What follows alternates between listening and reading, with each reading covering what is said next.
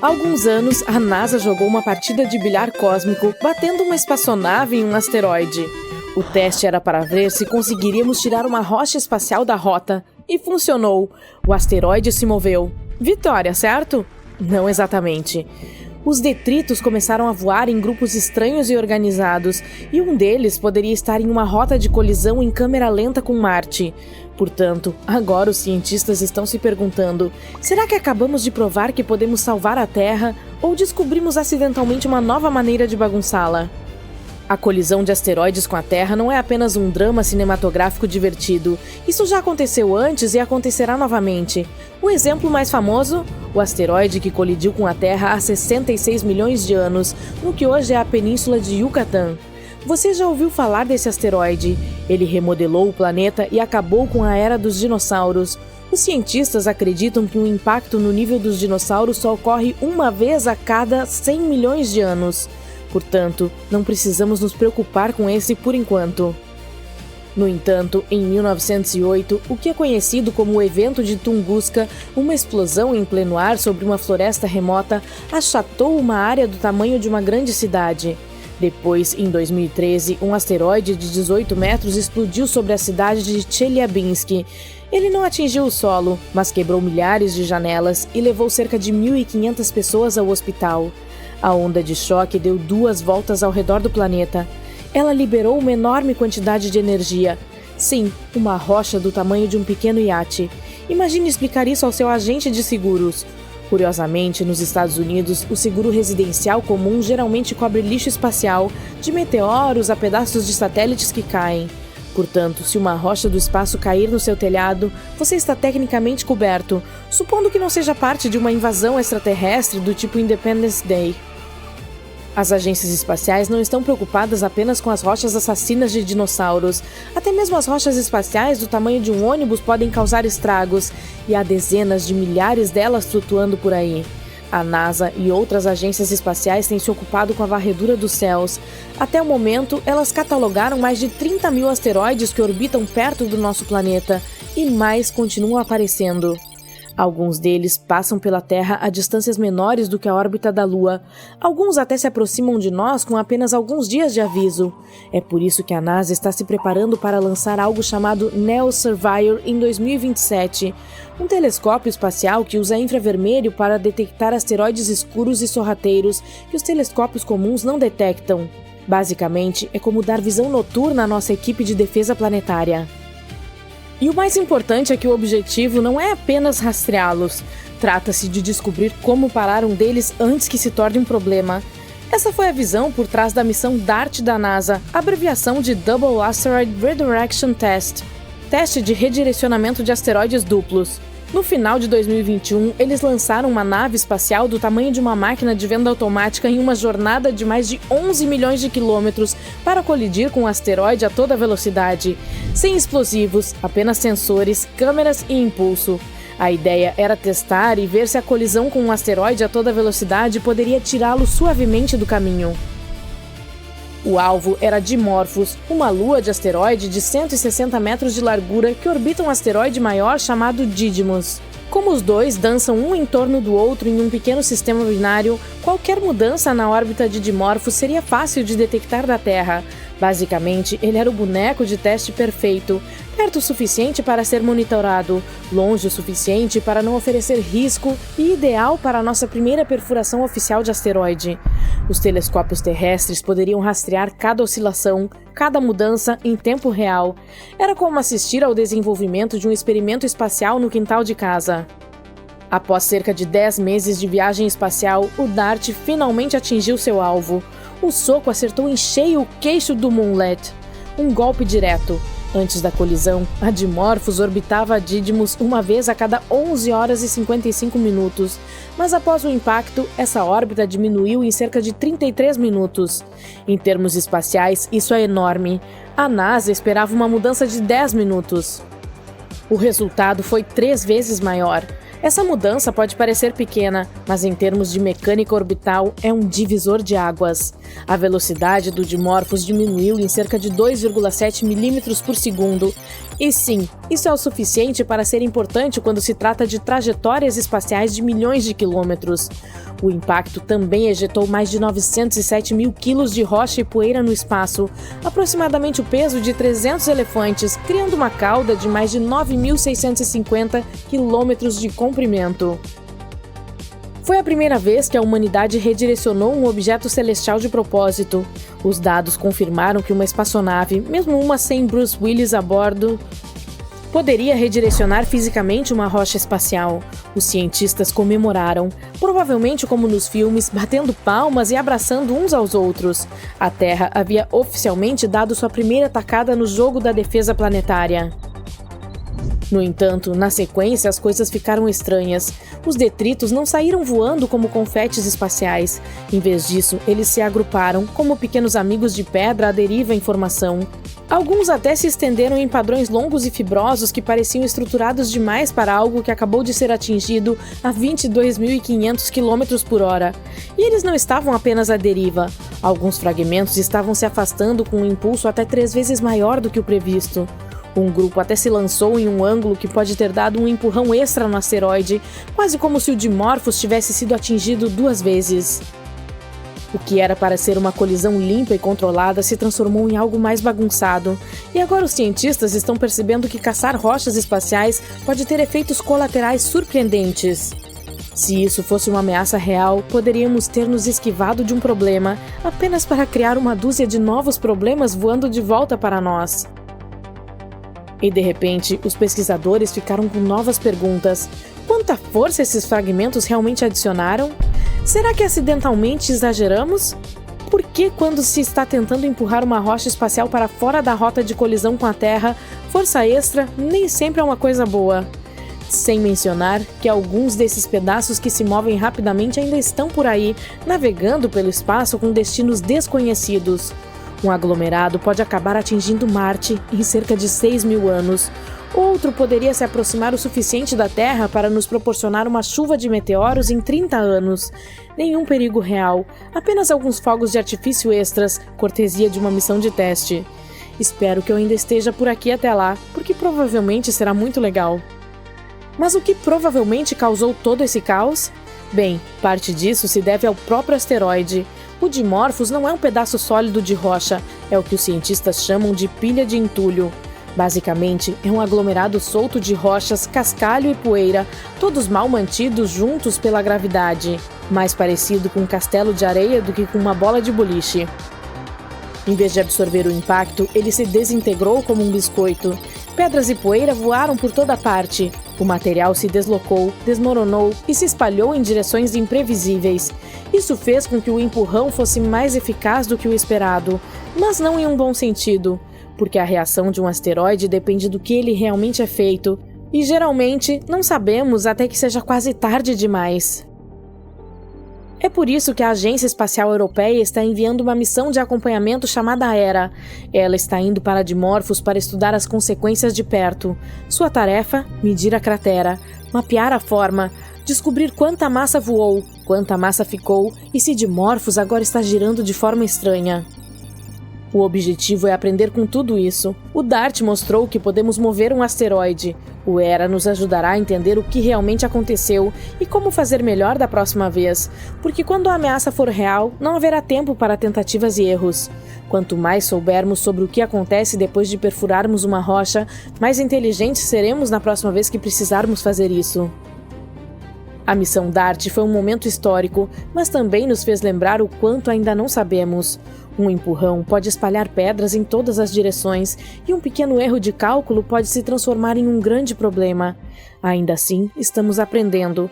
Rapidamente. Hera está a caminho. Modelos mais inteligentes estão a caminho. E passo a passo, estamos transformando a defesa de ficção científica em vida real. Assim, da próxima vez que o universo jogar uma pedra em nossa direção, estaremos prontos para revidar com precisão. Espero que sim. Obrigada por assistirem e lembrem-se de manter o lado positivo. Uma nova super-terra foi descoberta por astrônomos e é bastante intrigante. Esse planeta, chamado TOI 715b, tem cerca de 1,5 vezes o tamanho da Terra, por isso é chamado de Super-Terra. Ele também está relativamente próximo de nós em termos espaciais, a apenas 137 anos-luz de distância. Para fins de comparação, a maioria dos exoplanetas está a centenas de anos-luz de distância, e todos os objetos interessantes, como buracos negros e nebulosas, geralmente estão a mais de milhares de anos-luz de distância da gente. Então, será que ele poderia ser habitável? A zona habitável é uma estimativa de onde um planeta pode ter as condições adequadas para a existência de água líquida. É o que chamamos de uma certa distância da estrela, onde as temperaturas do planeta devem ser razoáveis e a água deve permanecer líquida em sua superfície. Não é muito precisa porque depende de vários fatores, como o tipo de estrela, o grau de reflexão do planeta, seu tamanho, entre outras coisas. Além disso, o simples fato de estar nessa zona não é suficiente para que a água realmente esteja lá. O planeta também precisa ter o tipo certo de atmosfera e algumas outras coisas. Por isso, inventamos uma definição mais rigorosa em 2014, a Zona Habitável Conservadora. É um termo mais preciso, que define os melhores candidatos que têm água líquida. Caso contrário, teríamos muitos planetas potencialmente habitáveis que, na verdade, não são habitáveis. A Zona Habitável Conservadora, ou ZHC, é baseada na quantidade de energia que um planeta recebe de sua estrela em comparação com a Terra. Se um planeta rochoso recebe entre 40% e 85%, ele é considerado como estando na ZHC, independentemente da distância de sua estrela. Esses planetas têm uma chance maior de serem habitáveis. E sim, o TOI 715b está localizado nessa região. Essa super-terra orbita uma estrela do tipo M, também chamada de anã vermelha. É uma estrela muito menor e mais fria do que o nosso Sol, com cerca de 1/4 do tamanho e da massa do Sol. Mas se o planeta estiver localizado na zona habitável, ele é de fato uma opção melhor para a vida. As anãs vermelhas vivem muito mais tempo do que o nosso Sol, que é uma anã amarela. Isso também significa que elas têm mais tempo para formar pequenas criaturas em seus planetas. E essa anã vermelha é realmente mais velha do que a nossa estrela. O Sol tem 4,6 bilhões de anos e essa estrela tem 6,6 bilhões de anos, mais ou menos algumas centenas de milhões de anos de diferença. Ela não tem muita atividade magnética, por isso não é perigosa. Ela não se inflama como as anãs vermelhas mais jovens. Essas explosões podem ser muito fortes, podendo até mesmo ferir os planetas, removendo sua atmosfera. Embora alguns planetas ao seu redor tenham atmosferas mais finas, parece que essa anã vermelha já deu tudo de si. Essas anãs vermelhas são onde estamos procurando planetas que possam suportar vida no momento. Nossa super-terra está muito próxima de sua estrela, dando uma volta em torno dela em apenas 19 dias. Como a estrela é pequena e o planeta está tão próximo, a passagem do planeta na frente de sua estrela acontece com frequência e é bastante clara. Isso facilita que telescópios como o James Webb estudem sua atmosfera sem precisar de muito tempo. E por falar no telescópio espacial James Webb, ele está nos levando a uma nova era de compreensão de planetas distantes além do nosso sistema solar. Imagine poder ver quais gases compõem o ar em um planeta a milhões de anos-luz de distância. O James Webb nos ajudará a encontrar mundos que poderiam suportar a vida. No momento, ele está tentando descobrir se o TOI 715b tem uma atmosfera. Se tiver, sua atmosfera poderá ser mais fácil de detectar em comparação com um planeta mais seco e mais denso. E então poderemos ficar ainda mais entusiasmados, porque ele pareceria um bom lugar para sustentar a vida. Além de tudo isso, pode haver outro planeta nesse sistema, também na zona habitável. Não temos certeza se ele realmente existe, é apenas um candidato com um nome maluco. Mas, se ele for real, teria aproximadamente o tamanho da Terra. Além disso, seria o menor planeta na zona habitável já detectado pelo telescópio TESS. Outra coisa legal sobre o TOI 715b é que ele pode não apenas ter água, mas ser um mundo inteiro de água. Um planeta oceânico é um tipo de planeta que tem um oceano cobrindo sua superfície ou tem oceanos subterrâneos. Eles podem não ter muita terra seca, pois a água pode cobrir tudo. Às vezes, o planeta inteiro pode estar coberto por outros líquidos, como lava ou amônia. Quando se trata de planetas fora do nosso sistema solar, não podemos ver a água da superfície diretamente com a nossa tecnologia atual. Em vez disso, os cientistas procuram o vapor de água na atmosfera como um indício de que possa haver água líquida abaixo. E é claro, nos perguntamos se esses planetas podem ter vida. Esperamos que não na forma de monstros semelhantes a leviatãs. Nossos modelos mostram que planetas com oceanos podem ser bastante comuns em nossa galáxia. Isso significa que pode haver muitos mundos oceânicos lá fora, esperando para serem descobertos. Mas a parte mais interessante sobre o TOI 715b é que ele está na chamada lacuna de raio de planeta pequeno. Se dermos um alinhamento aos planetas, haverá aqueles que são maiores e menores que a Terra, mas há uma súbita lacuna nos planetas que são cerca de 1,5 vezes a 2 vezes maiores que o nosso. Onde eles estão? Essa lacuna é interessante para os cientistas porque nos diz algo sobre como os planetas se formam e mudam ao longo do tempo. Não é que os planetas não se formem nessa faixa de tamanho. Na verdade, eles começam maiores e depois perdem parte de sua massa, como um balão que se esvazia gradualmente. Talvez isso aconteça devido à forma como orbitam suas estrelas, com as estrelas soprando parte de sua massa à medida que dançam ao redor delas, como o nosso Sol faz com o gás das caudas dos cometas. Essa lacuna guarda muito mistério, e planetas como a nossa nova superterra são pistas que podem nos ajudar a desvendá-la. Não temos certeza se ela existe em torno das anãs vermelhas. Talvez seja uma lacuna no grau de densidade desses planetas e não em seu tamanho real. Portanto, estudar nosso planeta descoberto é ainda mais interessante. Ele nos ajudará a aprender mais sobre estrelas distantes e seus planetas. Já mencionei o TESS há algum tempo. O TESS da NASA, satélite de pesquisa de exoplanetas em trânsito, está no espaço há 6 anos e tem sido incrivelmente bem-sucedido. A NASA lançou o TESS porque já havíamos encontrado mais de 5.000 planetas em órbita de outras estrelas, principalmente graças ao telescópio Kepler. Mas o Kepler encontrou principalmente planetas grandes, não necessariamente como a Terra. Decidimos concentrar o TESS na descoberta de planetas menores, do tamanho da Terra, em torno de estrelas brilhantes próximas, tornando-os mais fáceis de estudar com futuros telescópios.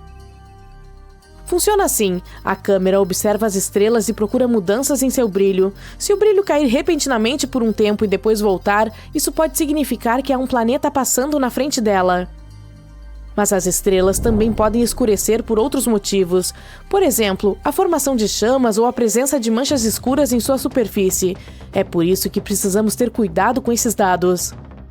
O TESS nos mostra o tamanho e a órbita desses planetas. Em seguida, os telescópios terrestres ajudam a determinar sua massa. Com esses 3 parâmetros, podemos descobrir do que os planetas são feitos e se são rochosos como a Terra ou gasosos como Júpiter. Sim, é melhor evitar Júpiter depois de uma noite de taco.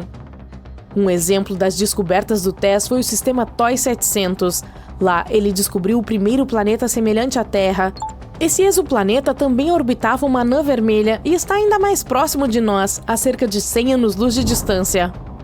Infelizmente, é improvável que seja habitável porque as temperaturas lá são malucas.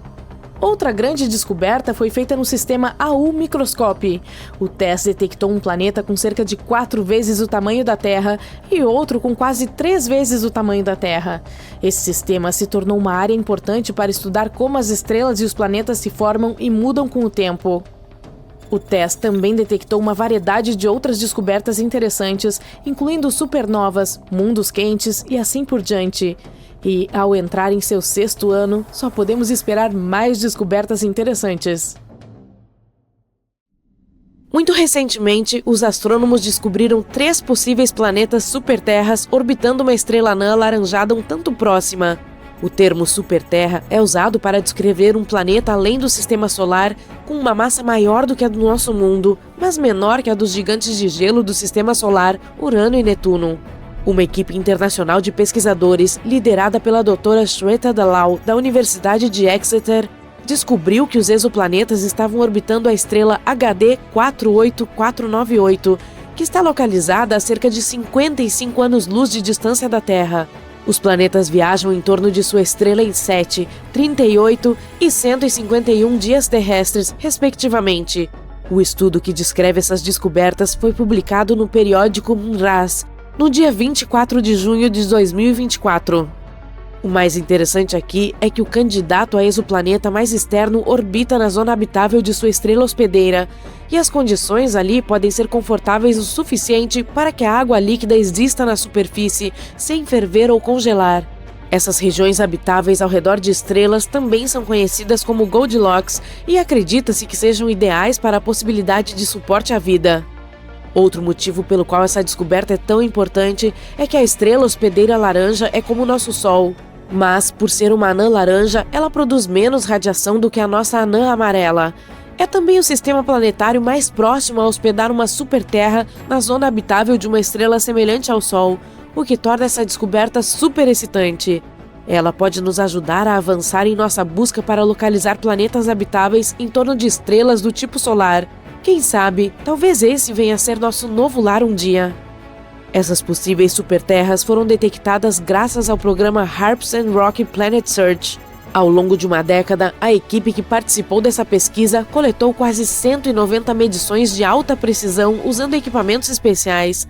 Ao analisar o espectro da luz proveniente de uma estrela, os astrônomos podem descobrir se ela está se movendo em nossa direção. Isso é conhecido como desvio para o azul, ou, se está se afastando de nós, o desvio para o vermelho. E ainda assim, para garantir que suas descobertas estivessem corretas, a equipe usou vários métodos diferentes e análises comparativas. Tudo confirmou as conclusões. Há, de fato, 3 candidatos a planetas, com massas mínimas que variam de 5 a 11 vezes a do nosso. A equipe também acredita que a proximidade da estrela, juntamente com a órbita favorável do planeta mais externo, pode tornar esse sistema um ótimo alvo para estudos futuros. Espera-se que novas pesquisas abram novas portas para nossa compreensão dos sistemas planetários e do potencial de vida fora do nosso sistema solar. Os cientistas já descobriram mais de 5.000 exoplanetas, que são planetas fora do sistema solar, desde que o primeiro deles foi confirmado orbitando uma estrela semelhante ao Sol em 1959. Para encontrar esses carinhas distantes, os astrônomos usam diferentes equipamentos, como o telescópio espacial Kepler da NASA, lançado em 2009, cuja missão era descobrir o maior número possível de planetas semelhantes à Terra que habitam a galáxia Via Láctea. Mas ele não é o único instrumento usado para essa busca.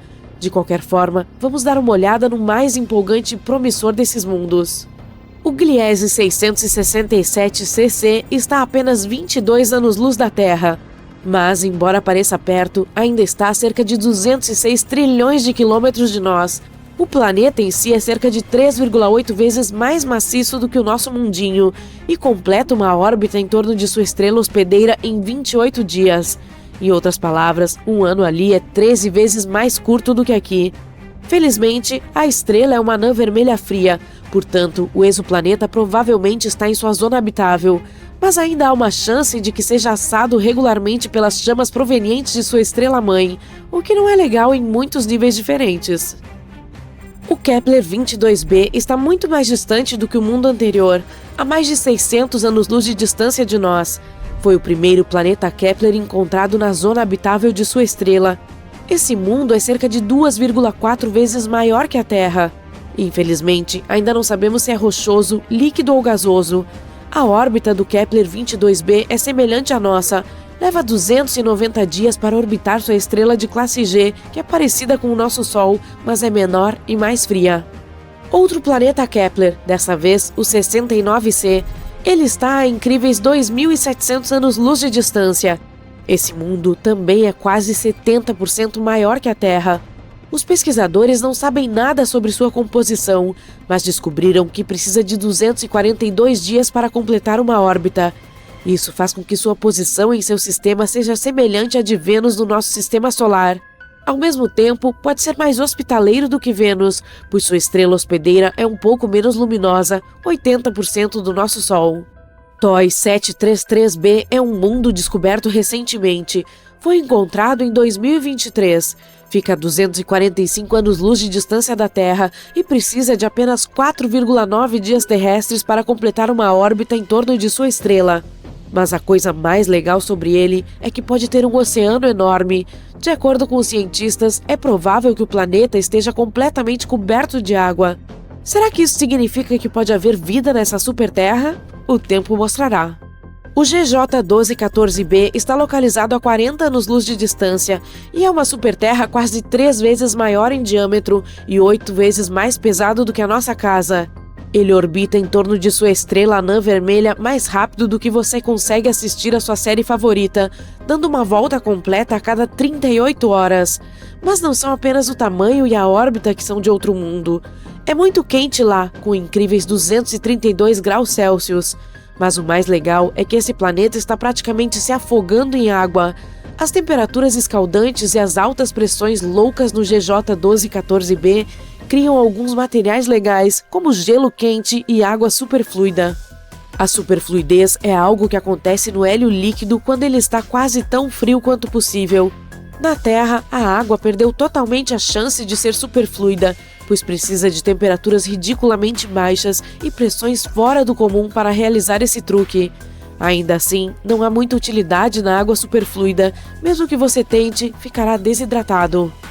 A superterra mais próxima de nós foi descoberta em 2016 e é chamada de Próxima Centauri b. Está localizada a apenas 4 anos-luz de distância e tem uma massa notavelmente semelhante à do nosso planeta. Um ano por lá é curto. Próxima Centauri b leva apenas 11,2 dias para completar um círculo em torno de sua estrela central.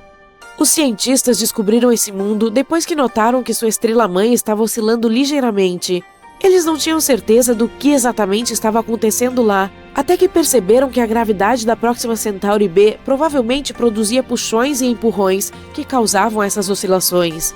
Embora o exoplaneta esteja viajando na zona habitável de sua estrela Próxima Centauri, ele está exposto à radiação ultravioleta extrema. Tudo fica muito próximo de sua estrela-mãe. Além disso, nenhum dos telescópios que estão atualmente trabalhando e explorando exoplanetas está posicionado bem o suficiente para captar a luz da atmosfera dessa superterra. A maioria das coisas por lá ainda é um mistério para nós, mesmo que estejamos falando de um planeta que está próximo. A superterra TOI 715b orbita uma anã vermelha, uma estrela menor e mais fria que o nosso Sol. No momento, essas estrelas continuam sendo as principais candidatas para encontrar planetas habitáveis em sua órbita. Esses mundos rochosos em miniatura têm órbitas muito mais próximas do que aquelas que giram em torno de estrelas como o nosso Sol. Mas como as anãs vermelhas são pequenas e frias, os planetas não correm nenhum risco ao se aglomerarem mais perto. Ainda estão seguros dentro da zona habitável da estrela. Os especialistas dizem que o TOI 715b pode ter tido uma atmosfera mais espessa do que a de Netuno, e agora pode estar em um estado de transição em que está perdendo sua atmosfera. Para confirmar essa suspeita, os cientistas precisam fazer mais pesquisas e, finalmente, poderão descobrir se ele é um planeta aquoso e terrestre.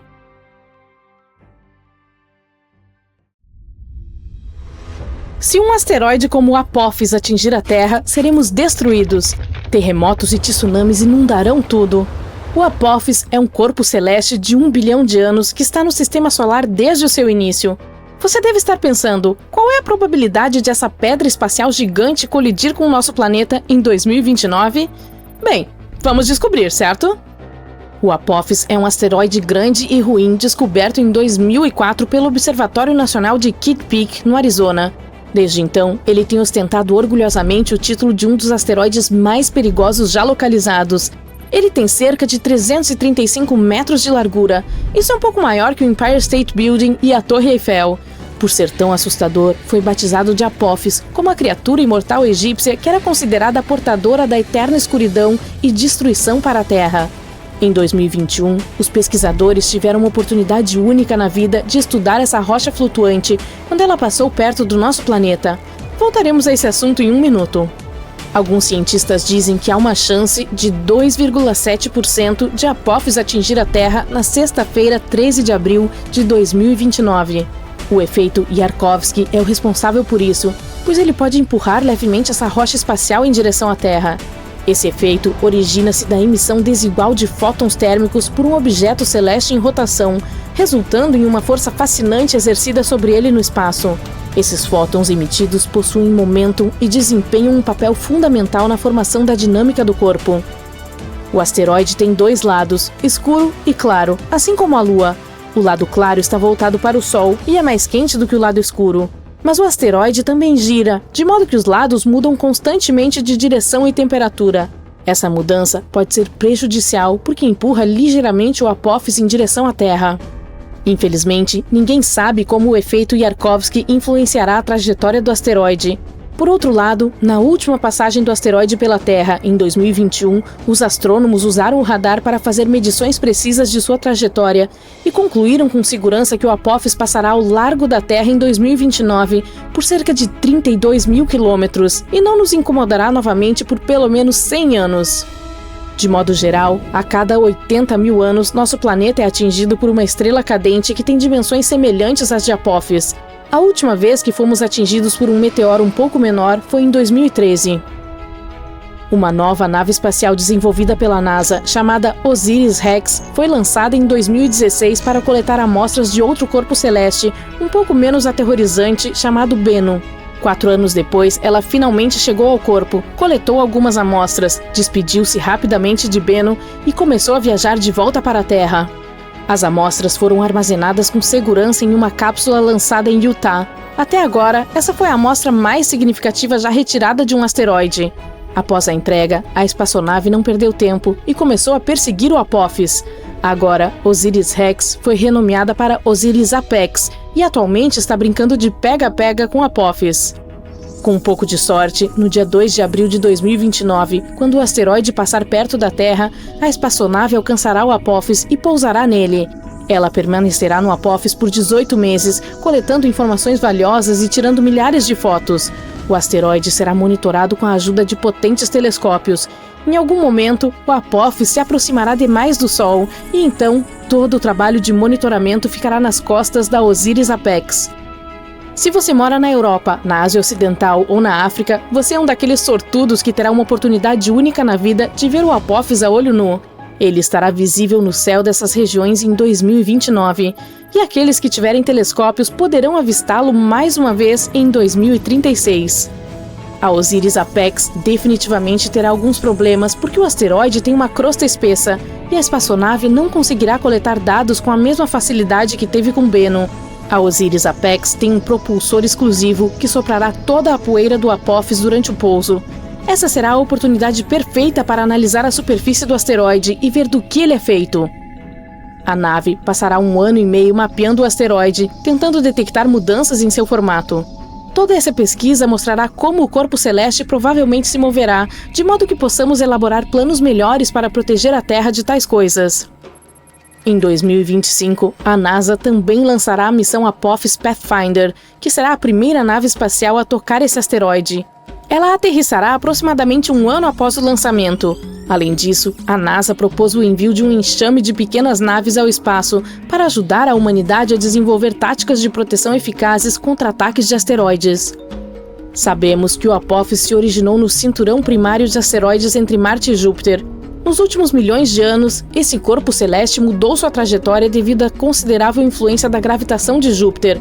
Agora, parece que ele favorece mais o Sol, o que significa que esse asteroide está muito próximo da Terra. É por isso que ele é classificado como um corpo celeste próximo à Terra. Muitos testes e pesquisas foram realizados para encontrar uma maneira de lidar com os asteroides.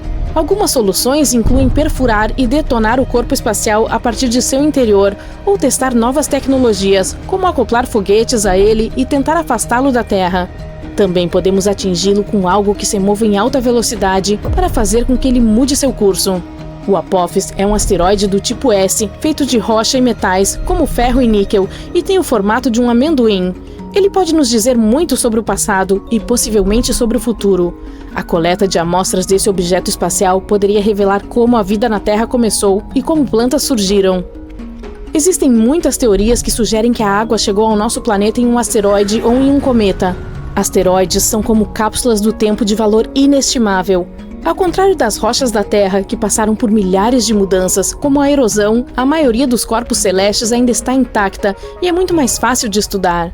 Quando os meteoros caem na Terra, eles ficam cobertos de detritos que são impossíveis de limpar. É por isso que estudar o Apophis enquanto ele ainda está no espaço é tão importante. Além disso, alguns asteroides são feitos de metais preciosos, como a platina. No momento, temos uma alta demanda por metais que usamos na produção, e a mineração na Terra é bastante complicada. Apenas um grande meteoro pode conter ferro, níquel, ouro e platina que poderiam durar milhões de anos. Se Apophis tiver essa quantidade de metais, vamos querer quebrá-lo e trazer isso de volta à Terra. Uma rocha espacial pode valer quatrilhões de dólares, tornando a mineração espacial altamente lucrativa. Ainda assim, nos custaria mais trazê-lo de volta à Terra do que escavar esses materiais aqui. Com o avanço da tecnologia e o desenvolvimento de novos tipos de foguetes, isso pode se tornar possível em algum momento. Portanto, mesmo que estejamos a salvo do Apophis pelos próximos 100 anos, você provavelmente ainda quer ver o que aconteceria se algo parecido ocorresse. Vamos lá, com certeza você quer. Bem, primeiro deixe-me dizer que você ouvirá o som da colisão e saberá o que aconteceu, mesmo que esteja a quilômetros de distância. Você deve sair de sua casa ou apartamento imediatamente. Logo após o impacto, ocorrerão terremotos enormes e muitos edifícios altos cairão. Portanto, ficar longe das cidades pode ser a melhor opção se você tiver escolha. Mas não fuja de carro, haverá enormes engarrafamentos e todos entrarão em pânico. Ir a pé ou de bicicleta é sua melhor opção nesse cenário. Um meio de transporte privilegiado será o avião. Portanto, se você sempre quis tirar a licença de piloto, agora tem uma boa desculpa. Se tiver tempo, leve lanches e água e um par extra de meias. É bom morar perto do oceano ou do mar, mas nesse cenário, esse é o pior lugar para se estar, porque ondas gigantes de tsunami atingirão as costas após o impacto. Se você mora longe da área afetada, o tsunami pode levar 30 horas para chegar. Você terá um pouco de tempo para se preparar. Júpiter tem 79 luas conhecidas, e as 4 maiores que são particularmente interessantes são as de Galileu. Elas foram nomeadas em homenagem a Galileu Galilei, que as descobriu no século 17. As 4 têm algo em comum, mas ao mesmo tempo são muito diferentes. Europa é a menor delas, com um diâmetro de 3.000 quilômetros. Orbita Júpiter a cada 3 dias e meio. As primeiras imagens que obtivemos de lá foram tiradas na década de 1970. A superfície dela consiste principalmente de gelo de água. É uma lua com longas fraturas, geralmente com cerca de 1 quilômetro de largura, que podem se estender por milhares de quilômetros em sua superfície. Elas provavelmente se formaram quando a crosta se separou com a força das marés no misterioso oceano abaixo da superfície. Em 2012, os cientistas descobriram plumas de vapor d'água em erupção, perto do polo sul dela, subindo até 200 quilômetros. Elas podem nos ajudar a descobrir o que há dentro de Europa sem precisar pousar lá. Os pesquisadores acham que pode haver um oceano magnífico escondido de 15 a 25 quilômetros abaixo da superfície sólida, com 65 a 160 quilômetros de profundidade. Mesmo tendo apenas 1/4 do diâmetro da Terra, ela contém o dobro de água de todos os nossos oceanos juntos. Esse oceano é um ambiente potencial para algumas formas de vida, na qual os cientistas acreditam que toda a crosta de gelo está flutuando e provavelmente faz uma rotação completa em torno de Europa, uma vez a cada 12.000 anos. Na imagem que a espaçonave Galileu tirou, você pode ver pequenas manchas marrom escuras, com 10 quilômetros de diâmetro, e que se formaram à medida que o material quente e menos denso chegava à superfície. Ela pode também ter empurrado a crosta ou rompeu tudo junto. A superfície de Europa consiste nos chamados terrenos do caos, que são áreas rugosas rodeadas por uma superfície mais lisa. Seu equador talvez seja coberto por pontas de gelo chamadas penitentes, que podem chegar a 15 metros de altura.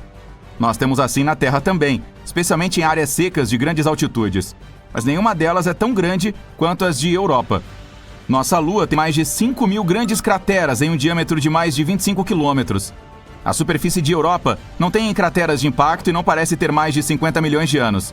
Isso significa que está mudando e se renovando o tempo todo. É uma lua gelada e uma das mais suaves de todos os objetos espaciais sólidos do nosso sistema solar. Por causa disso, é 5 vezes mais brilhante que a nossa. Europa está sob uma rajada constante de radiação vinda de Júpiter, tão forte que não duraríamos nem um dia lá. Ela está 5 vezes mais longe do centro de nosso sistema solar do que a Terra. Dessa maneira, quase não recebe calor proveniente do Sol. Por isso, pode permanecer congelada, uma vez que a temperatura média é de menos 160 graus no Equador e de cerca de 220 graus negativos nos polos. Há cerca de 40 anos, a espaçonave Voyager 1 chegou perto da Lua rochosa e descobriu que ela é a campeã vulcânica do nosso sistema solar. É a quinta de Júpiter, a mais interna, e tem 4 bilhões e meio de anos, quase a mesma idade do próprio planeta. É semelhante em tamanho ao nosso satélite natural, e ainda tem densidade e quantidade de gravidade semelhantes. Mais luas do nosso sistema solar consistem em silicatos e água congelada. mas Io é feita de ferro e rocha de silicato.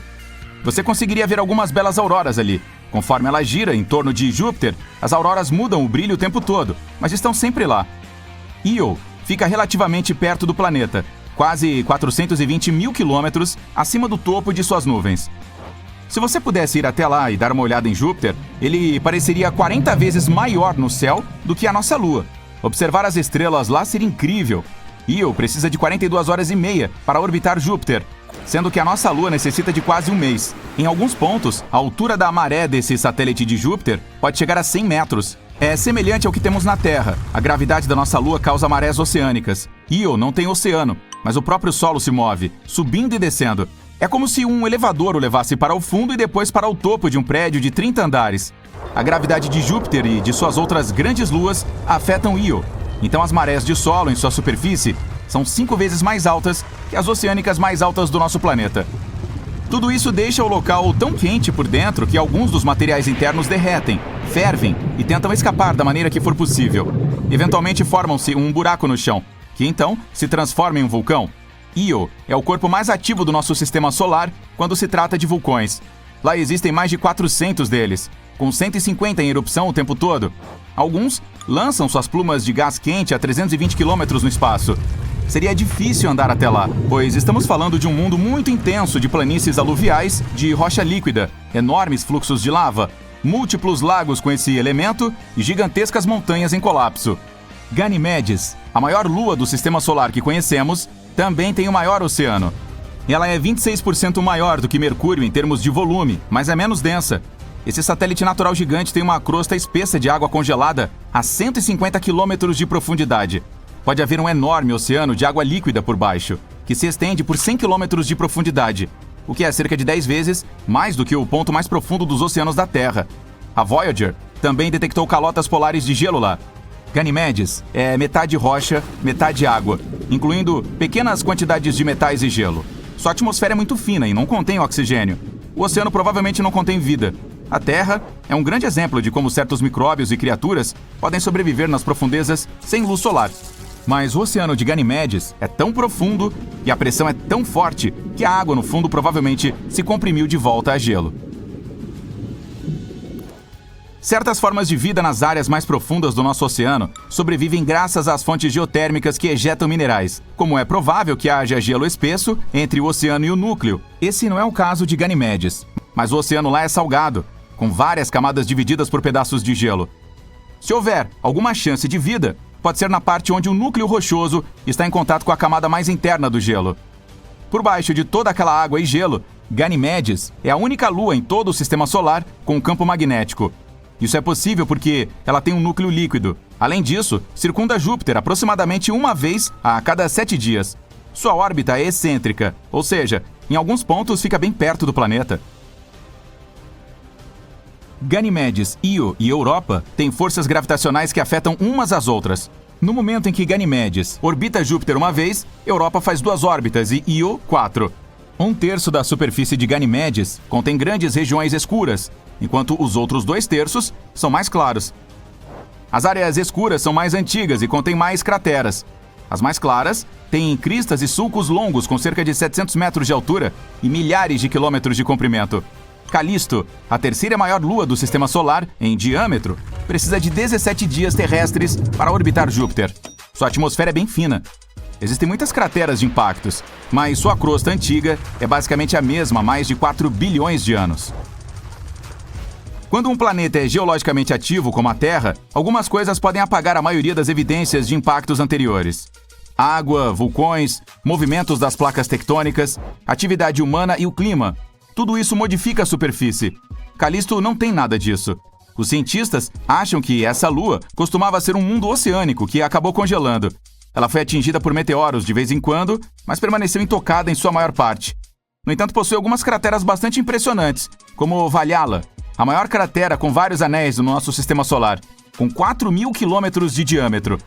As principais crateras em Calisto contêm mais anéis do que em outros corpos celestes. O que quer que tenha atingido esta lua era grande o suficiente para perfurar a fina crosta, fazendo com que a água se espalhasse na superfície. E abaixo desta crosta fina pode haver um oceano salgado ou gelo macio. A sonda espacial Galileu detectou que o campo magnético de Júpiter não conseguia penetrar através dessa lua, provavelmente por causa de uma camada de, pelo menos, 10 quilômetros de espessura. E é por isso que é difícil explorar Calisto. Luas como Europa têm aberturas que ejetam água dos oceanos subterrâneos. Mas para explorar Calisto e observar mais sobre seu passado, teríamos que usar um método à moda antiga, escavando através da crosta. Se quiséssemos chegar às partes externas do nosso sistema solar, Calisto seria um ótimo local, pois a radiação de Júpiter não o alcança, então estaríamos mais seguros lá do que em algumas outras luas internas. Essa estrela está em sua fase T Tauri. Ela está cercada por um disco gigante com formato de donut de poeira e círculos de gás. Grande parte do material desse disco cai de volta nela, mas algumas partículas de poeira colidem umas nas outras. Se o choque for relativamente suave, elas se aglomeram e formam objetos muito maiores, que no começo são do comprimento de um fio de cabelo humano. Com o tempo, os aglomerados de poeira se transformam em pedrinhas, que se tornam rochas maiores, e o gás as ajuda a se manterem unidas. E enquanto alguns dos objetos maiores se quebram, a maioria se transforma em tijolos que formarão planetas no futuro, os planetesimais. Enquanto esses orbitam a estrela, limpam o caminho, tirando qualquer material de lá. Tudo que fica para trás é apenas uma poeira fininha.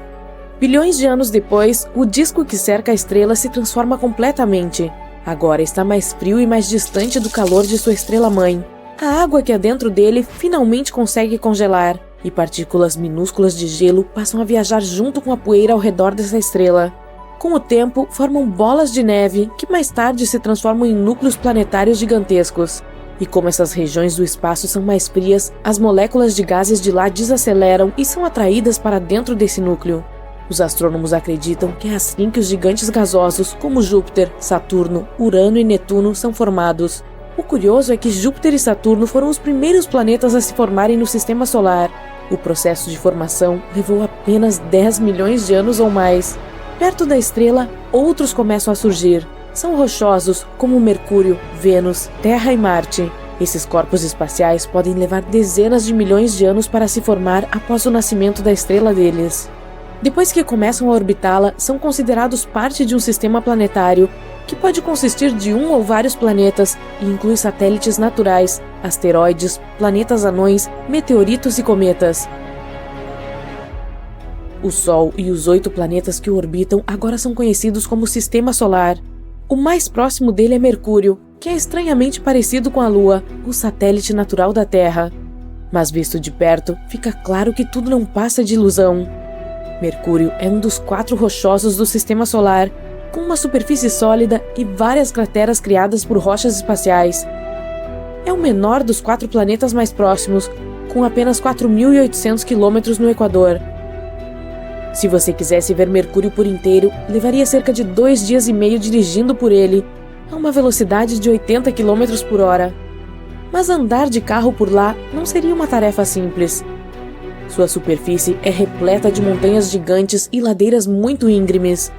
Algumas podem ter até 3 km de altura. Mercúrio também não tem atmosfera, e as temperaturas de lá são extremas, 420 graus durante o dia e 180 graus negativos à noite. Além disso, é o segundo planeta mais denso do Sistema Solar, perdendo só para a Terra, e tem um núcleo metálico imenso que ocupa quase 85% de seu volume e tem mais ferro que qualquer outro integrante do Sistema Solar. Não muito tempo atrás, os astrônomos descobriram que Mercúrio pode ter não apenas um núcleo externo feito de metal líquido, mas também um interno sólido. A casca de fora é composta por um manto rochoso e uma crosta sólida, com 500 a 650 km de espessura. Em vez de uma atmosfera, o planeta tem uma fina exosfera, feita de oxigênio, sódio, hidrogênio, hélio e potássio. Mas por estar muito próximo do Sol, ventos solares e meteoritos não param de varrer para bem longe os átomos dessa exosfera. Agora, Vênus é bem diferente do planeta azulado que você deve ter visto em fotos. Ele é cercado por uma atmosfera super densa feita de dióxido de carbono. Se pudesse aterrissar sobre a superfície, você teria a oportunidade de observar as nuvens espessas e ácido sulfúrico passando. Por falar nisso, se precisar beber alguma coisa em Vênus, tome apenas H2O, viu? Se for H2O2, será sua última bebida. A superfície desse corpo espacial é marrom avermelhada. Trata-se de um lugar seco e quente, com uma pressão 90 vezes maior que a da Terra. Placas achatadas e lisas cobrem 2/3 de sua superfície. Mas há também montanhas grandes, ou melhor, vulcões. A maioria deles está extinta, mas alguns podem ainda estar ativos. Vênus possui 2 regiões vastas e montanhosas do tamanho da América do Sul e da Austrália, e várias planícies extensas. Há também canais longos e sinuosos. São fluxos antigos de lava e alguns podem ter até 4.800 quilômetros de extensão. A densa atmosfera cria um efeito estufa parecido com o da Terra. Isso prende o calor e as temperaturas podem chegar a 470 graus, o suficiente para derreter chumbo. A pressão sobre a superfície é igual à de 900 metros abaixo d'água na Terra, esmagadora. O núcleo de ferro metálico desse planeta possui 3.800 quilômetros de largura. Isso é quase a distância entre Nova York e Los Angeles. A próxima camada é um manto de rocha derretida com 2.000 quilômetros de espessura. As entranhas de Vênus são cobertas por uma crosta, formada em grande parte por basalto, com 10 a 20 quilômetros de extensão. A grossa atmosfera é um pesadelo. 96% dela é dióxido de carbono, com 3% de nitrogênio e nuvens grossas de ácido sulfúrico. O nosso é o terceiro planeta mais próximo do Sol. Visto do espaço, parece uma bola de gude azul com redemoinhos verdes, amarelos, marrons e brancos. Toda essa parte azul é água, que cobre 71% da superfície. Mesmo lá de cima, dá para ver a Grande Barreira de Corais, na Austrália, que tem 2.500 quilômetros de extensão. Isso é mais que a distância entre Boston e Miami, ou São Paulo e Fortaleza. Do espaço, também dá para ver todos os 450 quilômetros do Grand Canyon de uma vez só. A Terra é o planeta mais denso do Sistema Solar. Em seu centro, há um núcleo que ocupa 15% do volume e é formado por 2 partes, a interna e a externa. O núcleo interno é uma bola sólida feita de ferro e níquel com um raio de 1.200 quilômetros, ou seja, 20% do raio da Terra ou 70% do raio da Lua. O núcleo externo de 2.400 quilômetros é líquido. Também é composto por ferro e níquel, mas não está sob pressão suficiente para solidificar. A temperatura na divisa entre os núcleos interno e externo é de 6.000 graus Celsius. Isso é tão quente quanto a superfície do Sol. E a pressão lá é 3,3 milhões de vezes maior que a do nível do mar. O manto cerca o núcleo externo. Essa camada tem cerca de 2.900 quilômetros de espessura e compõe quase 84% do volume total da Terra. Consiste de rochas silicáticas, ricas em ferro e magnésio. A crosta é uma camada relativamente fina que ocupa apenas 1% do volume total da Terra. Junto com a parte superior do manto, é quebrada em placas tectônicas que se movimentam com a mesma velocidade com a qual as unhas das mãos crescem e deixam escapar o calor do interior. A crosta é composta em grande parte por oxigênio, silício, alumínio, ferro e outros minerais.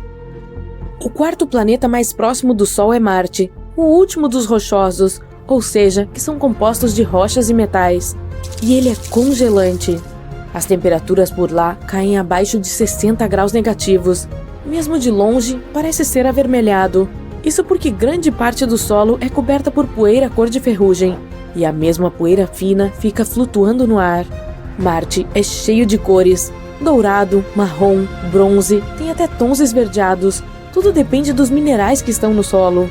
O tamanho da camada de poeira varia de região para região, mas na maioria dos lugares chega a 2 metros de espessura. A superfície é rochosa, coberta por leitos secos de lagos, crateras, vulcões e cânions. A montanha planetária mais alta do Sistema Solar, o Monte Olimpo, fica ali. Tem 2,5 vezes a altura do Monte Everest e é quase do tamanho do estado norte-americano do Arizona, se esticarmos uma fita métrica ao seu redor. A atmosfera marciana é muito mais fina que a da Terra, com 95% de dióxido de carbono e 1% de oxigênio. Às vezes, tempestades de poeira cobrem o planeta todo e as maiores podem até ser vistas da Terra. Marte possui um núcleo feito de ferro, níquel e enxofre, de 1.500 a 1.900 quilômetros de largura. O núcleo não se move. É por isso que ali não há um campo magnético de escala planetária. O manto que cerca o núcleo é composto de silicatos espessos, oxigênio e alguns outros minerais. Sua consistência é parecida com a de um creme dental. O manto também é muito mais fino que o da Terra, com apenas 1.300 a 1.800 quilômetros de espessura. A fina crosta marciana consiste de rochas vulcânicas de basalto. Os astrônomos acham que ela não é quebrada em placas tectônicas e que permanece como uma peça só. É coberta por uma poeira avermelhada, parecida com talco. Próxima parada: Júpiter, o maior do Sistema Solar. Tem mais de 143 mil quilômetros de largura no Equador. É tão gigante que caberiam 1.300 terras dentro dele. E lá faz um calor infernal, cerca de 24 mil graus no núcleo. É um local impossível de aterrissar, pois se trata de um gigante gasoso com uma atmosfera feita de hidrogênio e hélio. Fica escondido sob uma camada grossa de nuvens marrons, amarelas, vermelhas e brancas que lhe dão um tom colorido e lindamente listrado. Um dos fenômenos mais estranhos desse planeta é a Grande Mancha Vermelha. Trata-se de uma tempestade enorme do tamanho da Terra. Ela começou 360 anos atrás e nunca parou. A cor do furacão varia entre salmão claro e branco a vermelho cor de tijolo. É um lugar onde o vento intenso alcança velocidades impressionantes, entre 320 e 650 km por hora. Como eu disse, é um gigante gasoso. Se fosse 80 vezes maior do que agora, teria chance de se transformar em uma minúscula estrela anã vermelha. Ainda não se sabe ao certo se o núcleo é uma bola derretida de líquido ou de rocha sólida, 14 a 18 vezes maior que a massa terrestre. Existem até algumas evidências de que ele pode estar derretendo neste exato momento. Seja qual for a verdade, as temperaturas no centro de Júpiter alcançam 35 mil graus. Cerca de 90% de sua atmosfera é hidrogênio. Os 10% restantes são compostos por hélio, com pequenos traços de outros gases. Sob uma imensa pressão atmosférica, o hidrogênio e o hélio se transformam em um fluido denso. Perto do núcleo, esse líquido se torna uma mistura de hidrogênio metálico e hélio. Como não há chão sólido em Júpiter, astrônomos definem sua superfície como o ponto onde a pressão atmosférica se iguala à da Terra. Mas você não conseguiria pisar ali. É apenas mais uma camada de gases. Só que a força gravitacional de lá é mais de 2,5 vezes mais poderosa do que a nossa. Assim como Júpiter, Saturno não tem nenhuma superfície sólida. Ele é composto mais por hidrogênio e hélio. Se você fosse para lá, perceberia que a temperatura e a densidade mudam quanto mais se aprofunda. E se quisesse pisar na superfície, simplesmente cairia para o interior do planeta. A gravidade ali é parecida com a da Terra, e a densidade na superfície é muito baixa. É por isso que você desceria em queda livre até que a pressão crescente esmagasse o seu corpo. Visto de cima, parece que esse gigante tem superfície. Essa esfera marrom amarelada, aparentemente sólida, está cercada por camadas de nuvens. As da externa visível são de amônia.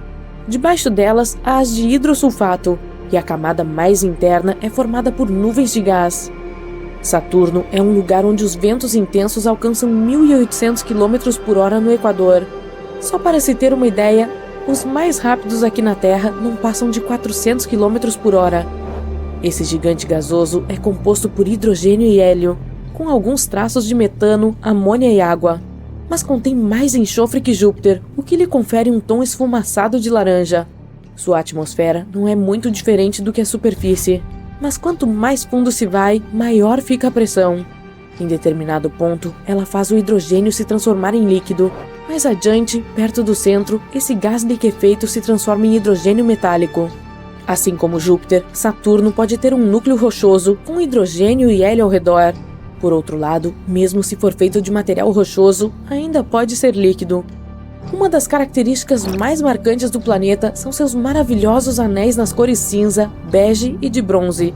Esses grupos de minúsculas argolinhas são feitos com pedaços de rocha e gelo.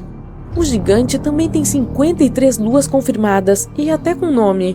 Outras 29 ainda estão à espera de confirmação de existência e de nomes oficiais. A maior é Titã, um mundo de gelo muito maior que nossa Lua e até maior que Mercúrio. Saturno é o planeta menos denso do Sistema Solar, com 1/8 da densidade média da Terra. Se você encontrasse uma piscina de água gigante o suficiente para caber esse mundo cheio de anéis, ele flutuaria sobre a superfície da água.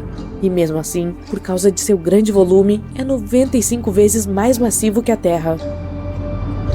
Esta bola de gelo e gás azul esverdeada, que fica a 2,7 bilhões de quilômetros do Sol, é Urano. Esse gigante de gelo tem essa linda cor graças à luz vinda do Sol, que é refletida sobre sua superfície.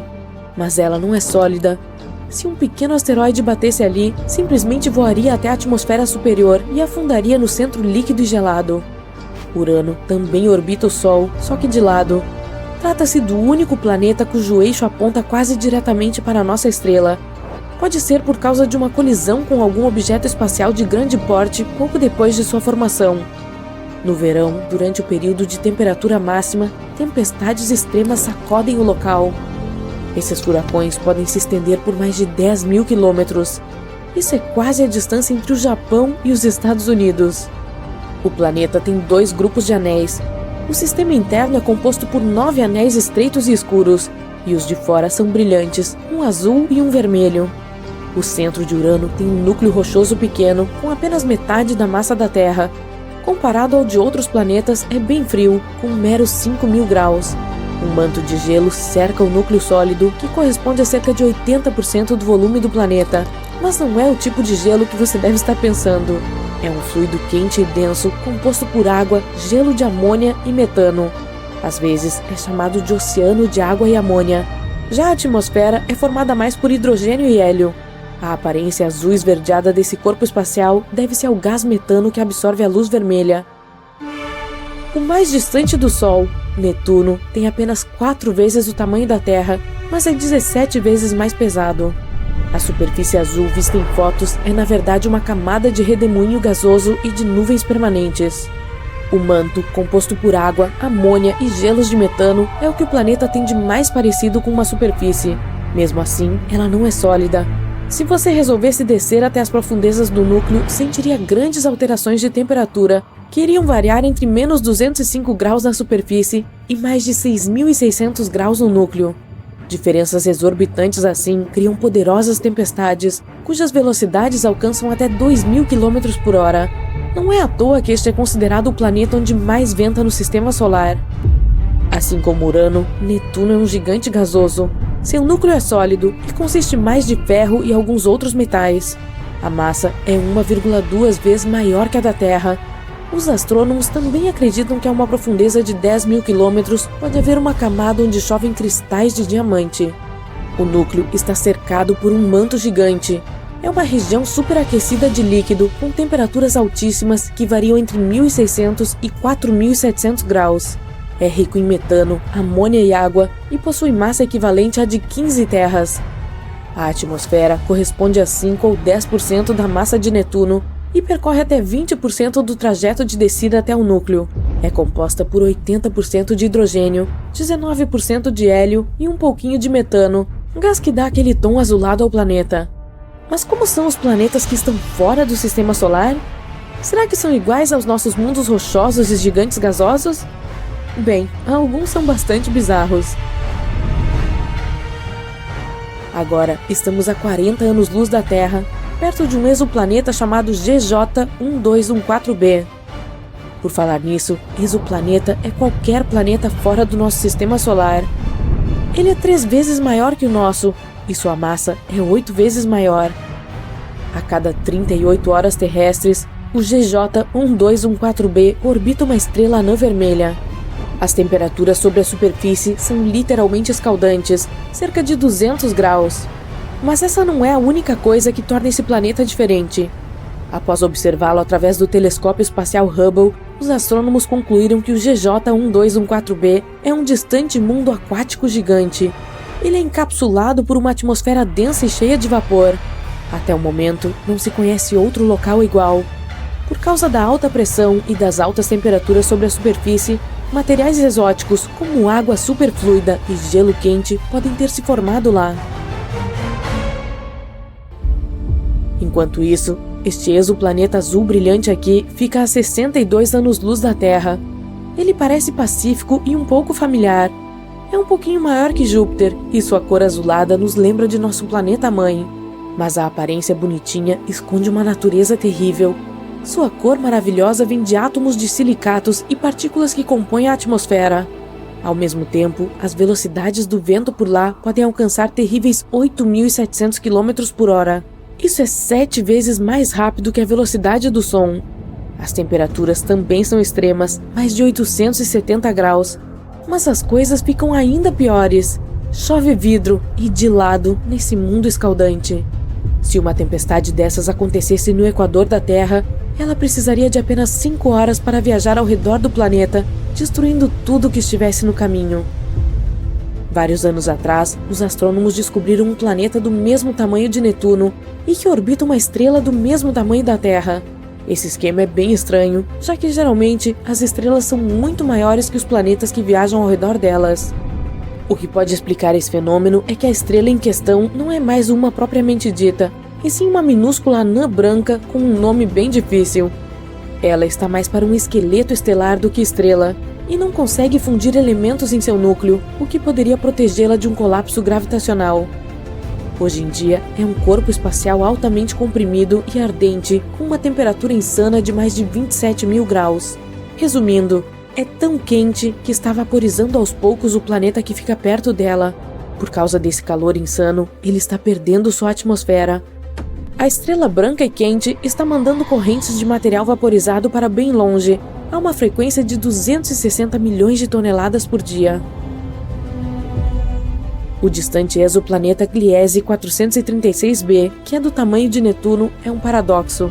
É feito de gelo escaldante e fica localizado a 30 anos-luz da Terra, na constelação de Leão. Ele completa uma órbita ao redor da anã vermelha Gliese 436 em apenas 2 dias. Isso significa que está viajando consideravelmente perto de sua estrela-mãe. A distância entre eles é 15 vezes menor que a existente entre Mercúrio e o Sol. Talvez seja por isso que as temperaturas do planeta raramente caiam para menos de 420 graus. Mas sabe o que é mais estranho? Ele abriga volumes gigantescos de gelo de água, conhecido como Ice X, e continua sólido apesar das temperaturas escaldantes. Uma das explicações mais plausíveis para esse fenômeno é a gravidade incrivelmente forte, que comprime os vestígios de vapor de água na atmosfera, os transforma em gelo e os impede de derreter. A cerca de 4.000 anos-luz daqui, existe um planeta que parece ser um diamante gigante.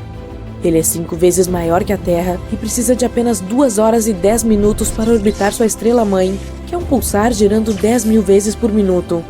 O planeta é mais denso que qualquer outro descoberto até agora e é feito principalmente de carbono. É tão denso que os astrônomos acham que esse carbono pode ser cristalino, o que significa que pelo menos uma parte desse mundo é diamante. Agora, dê uma olhada nesse Júpiter quente. Esse é o nome usado para descrever planetas que orbitam suas estrelas-mãe com uma proximidade desconfortável. No WASP-76b, chove ferro à noite. Já na parte onde é dia, as temperaturas podem subir até 2.300 graus. Isso é suficiente para vaporizar metal. Esse planeta bizarro é apenas um pouquinho menor que Júpiter. Localizado a 640 anos-luz da Terra, tem condições climáticas aterrorizantes causadas por sua órbita extrema. O WASP-76b está 10 vezes mais próximo de sua estrela-mãe do que Mercúrio está do Sol. Isso os deixa presos por acoplamento de maré. Um dos lados do WASP-76b está sempre fritando sob o calor que vem da estrela, e a noite eterna reina do outro lado. A meros 20 anos-luz do Sol, um planeta errante fica vagando pela Via Láctea. Ele não tem uma estrela própria, mas possui um campo magnético insanamente poderoso, que segundo um estudo feito em 2018, é 4 milhões de vezes mais potente que o da Terra. Esse mundo nômade, com nome comprido e complicado, também produz auroras maravilhosas. Quando o SIMP foi descoberto, em 2016, os astrônomos pensaram que tinham encontrado uma anã marrom. Era grande demais para ser um planeta e pequeno demais para ser uma estrela. Mas outro estudo provou que aquela coisa tinha tamanho suficiente para ser considerado um planeta. Claro, é um mamute entre seus semelhantes, com 1,2 vezes o raio do maior planeta do Sistema Solar, Júpiter, e mais de 12 vezes sua massa.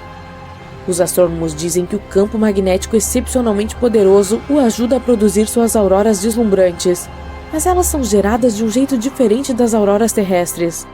Os cientistas afirmam que a lua do SIMP o ajuda a criar esses espetáculos de luz.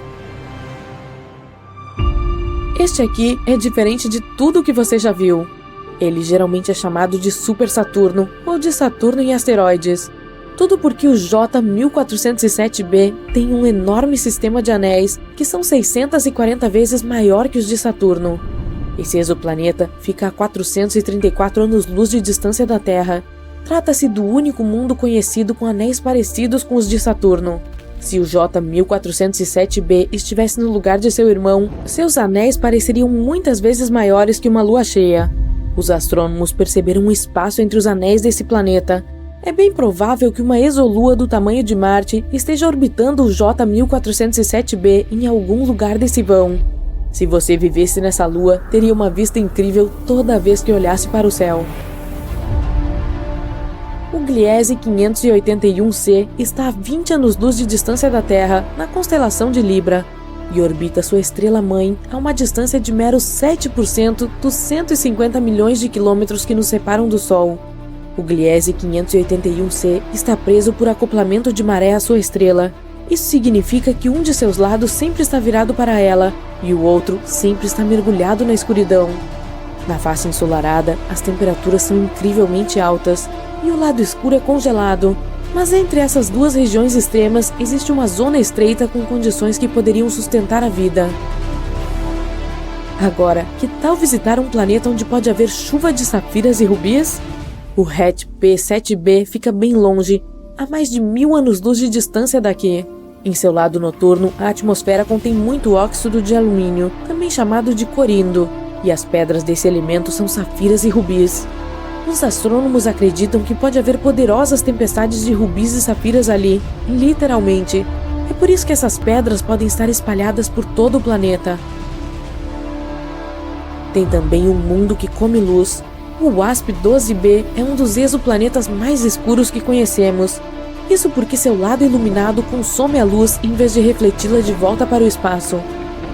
Ele é enorme, 2 vezes maior que Júpiter, e prende mais de 94% da luz que cai dentro de sua atmosfera.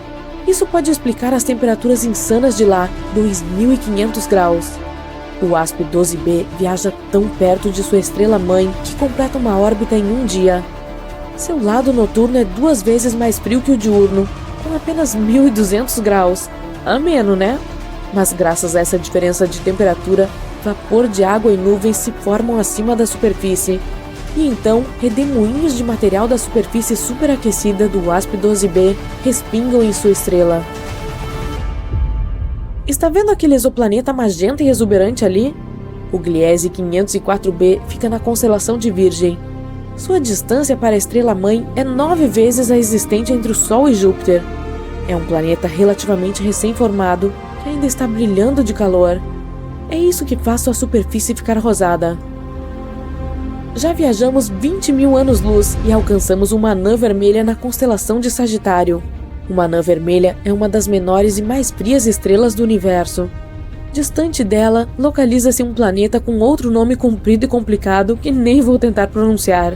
Esse mundo é tão distante de sua estrela-mãe que recebe pouquíssimo calor e é um dos mais frios que conhecemos.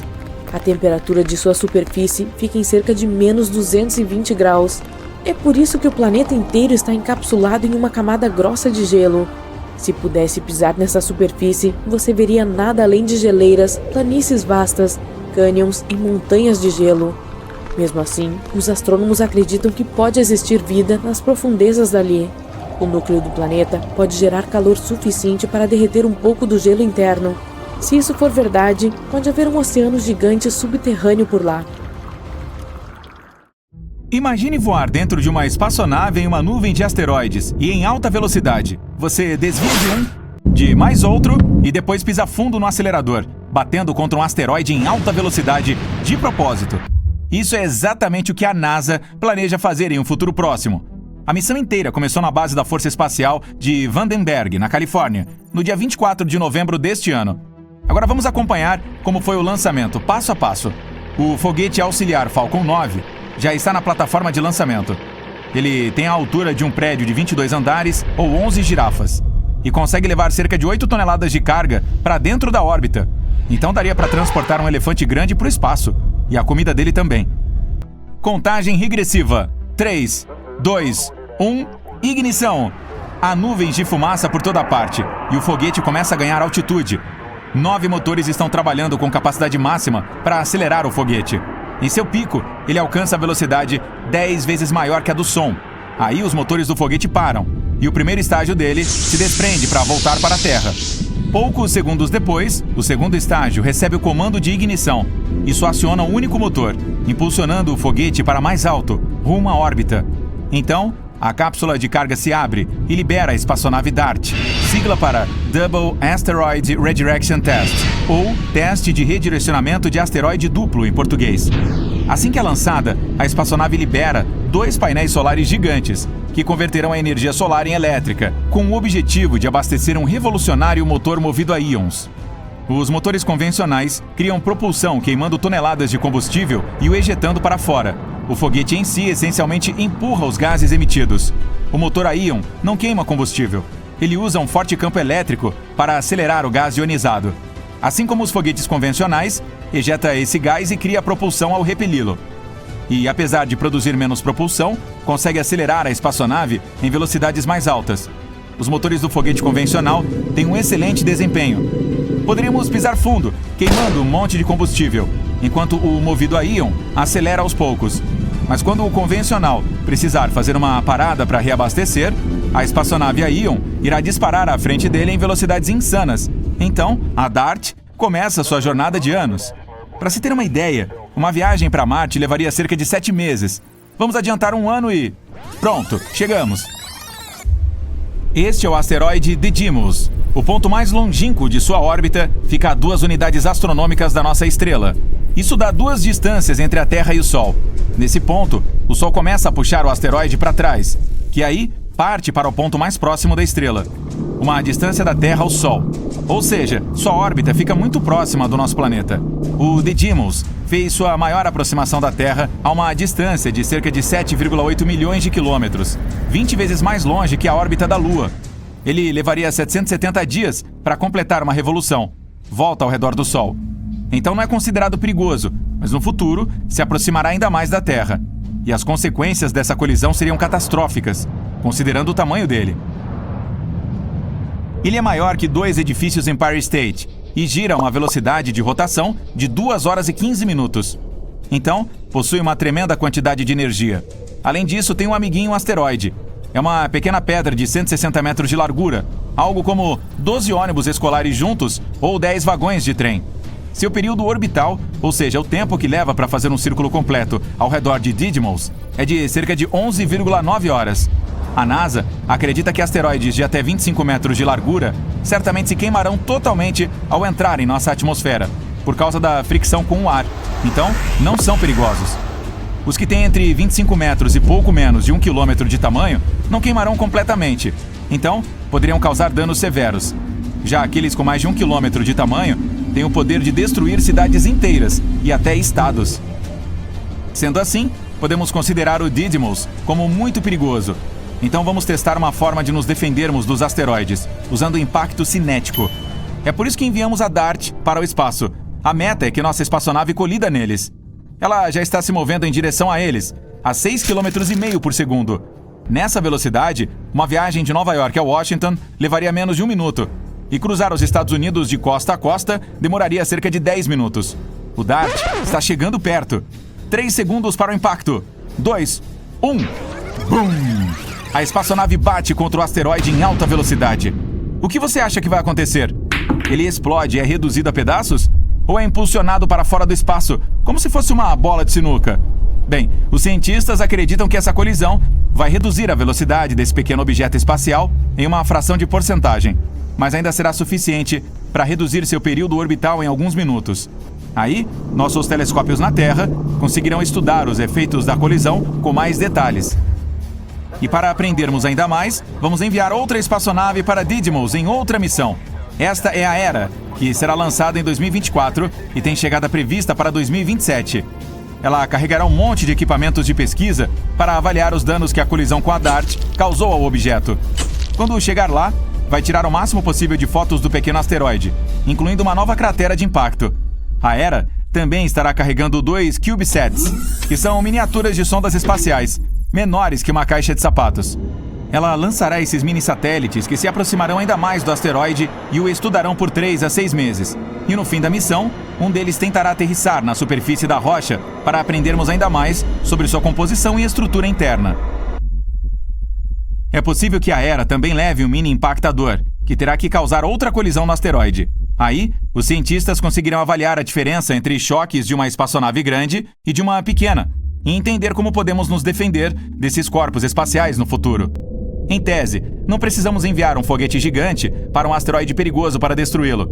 Um único golpe pode ser suficiente para tirá-lo de sua rota. Em escala cósmica, mudar a trajetória, mesmo que pouquinho, alteraria drasticamente o destino final de uma rocha dessas. Mas o impacto cinético não é a única forma de lidar com esses perigosos corpos celestiais. Tem também o trato de gravidade. Por essa técnica, precisamos enviar uma espaçonave ao encontro do asteroide também. Só que ela não vai colidir contra ele, e sim entrar em sua órbita. Todo o asteroide possui uma força de atração, e é isso que puxará a nave para perto dele. Porém, os motores dela o manterão na mesma altitude. Então, ele começará a ser atraído pela nave. Esse método é confiável, mas leva muito tempo, e só funcionará se detectarmos um asteroide potencialmente perigoso muitos anos antes que ele chegue à Terra. Precisamos ter tempo suficiente para enviar uma espaçonave para a rocha e depois aplicar a técnica do trator gravitacional. A outra opção é um laser.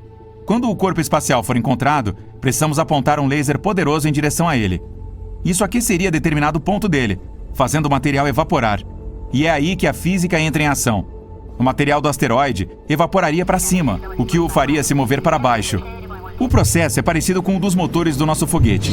O combustível que está sendo queimado é ejetado para um lado e a espaçonave se move para o outro. Também podemos usar energia solar em vez de lasers.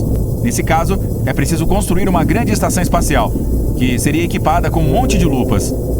Você já tentou queimar cartas sobre uma superfície de madeira usando uma lupa? Bem, vamos fazer o mesmo, mas com um asteroide. A estação espacial terá que desviar muitos raios solares para um ponto do corpo celestial.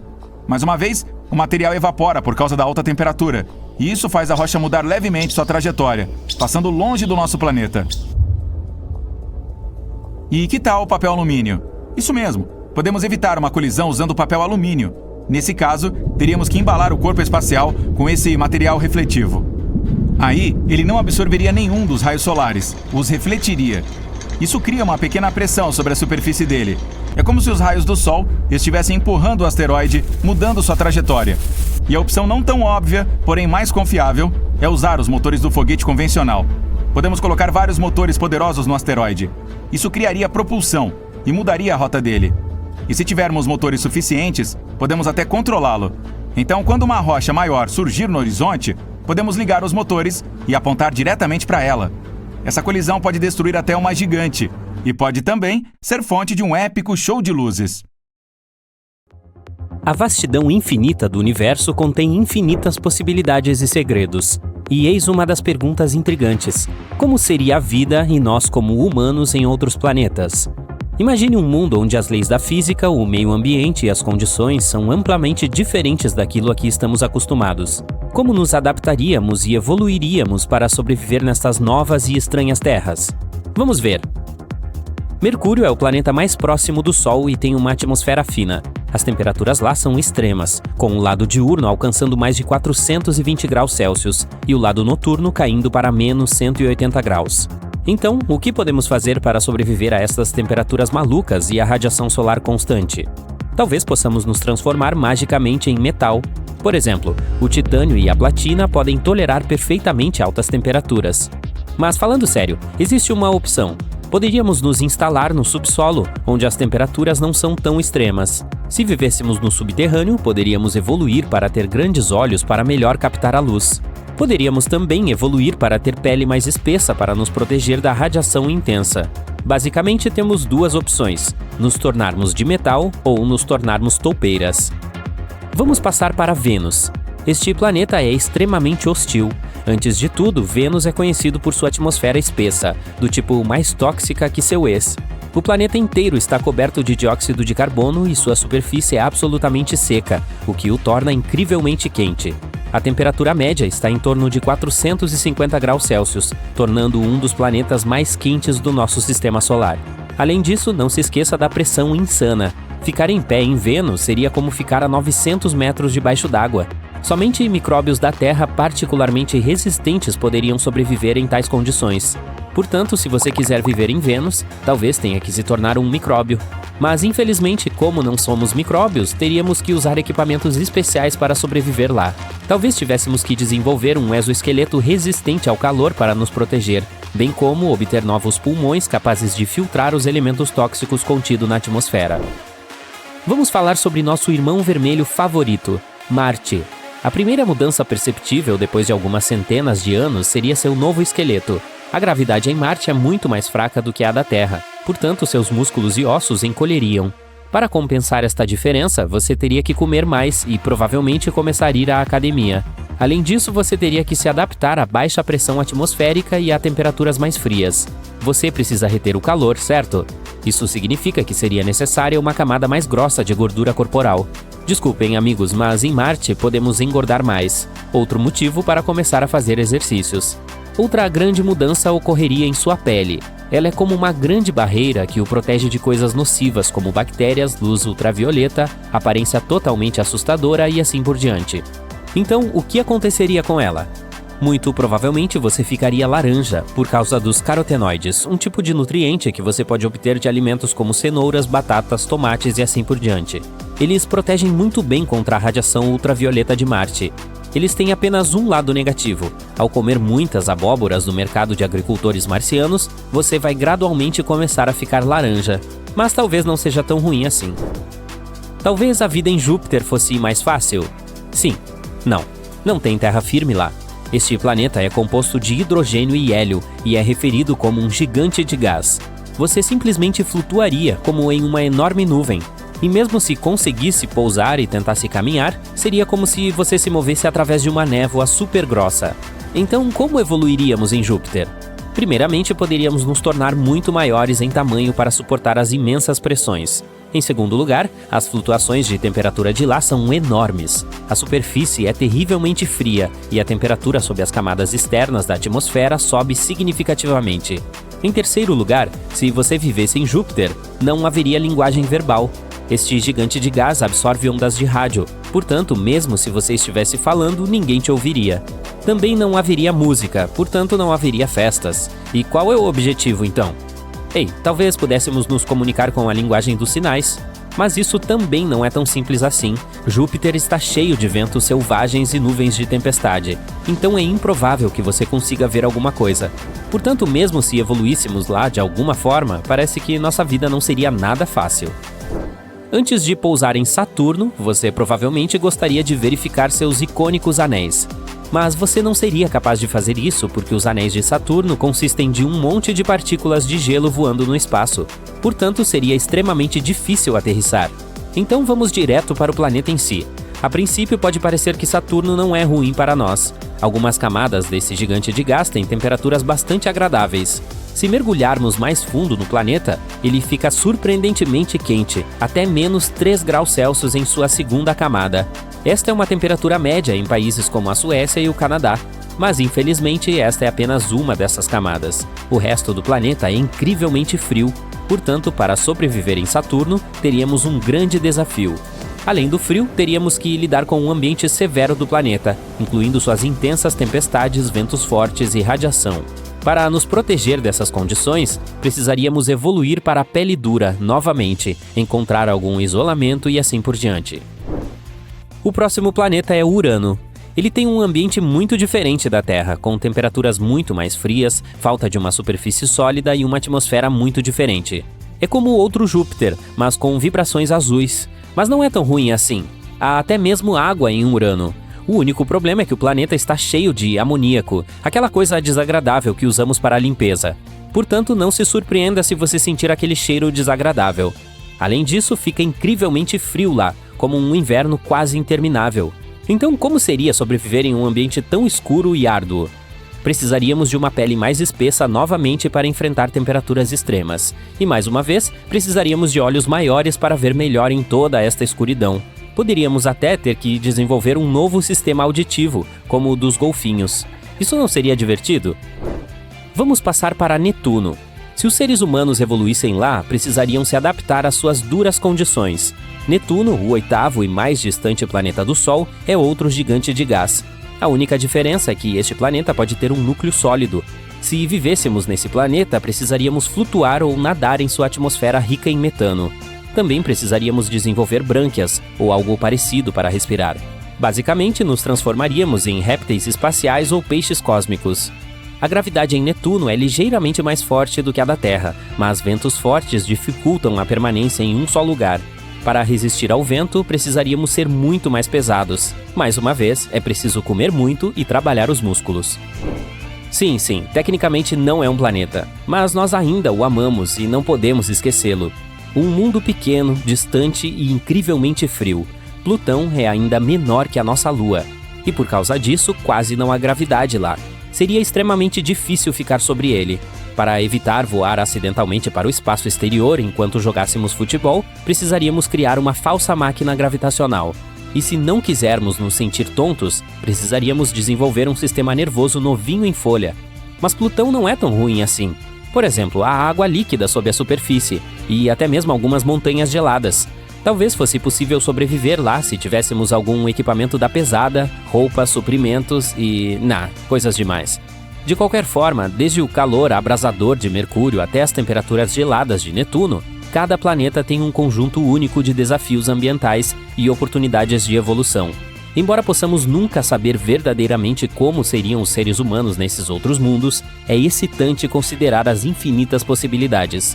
Nunca vamos parar de olhar para as estrelas e fazer perguntas do gênero: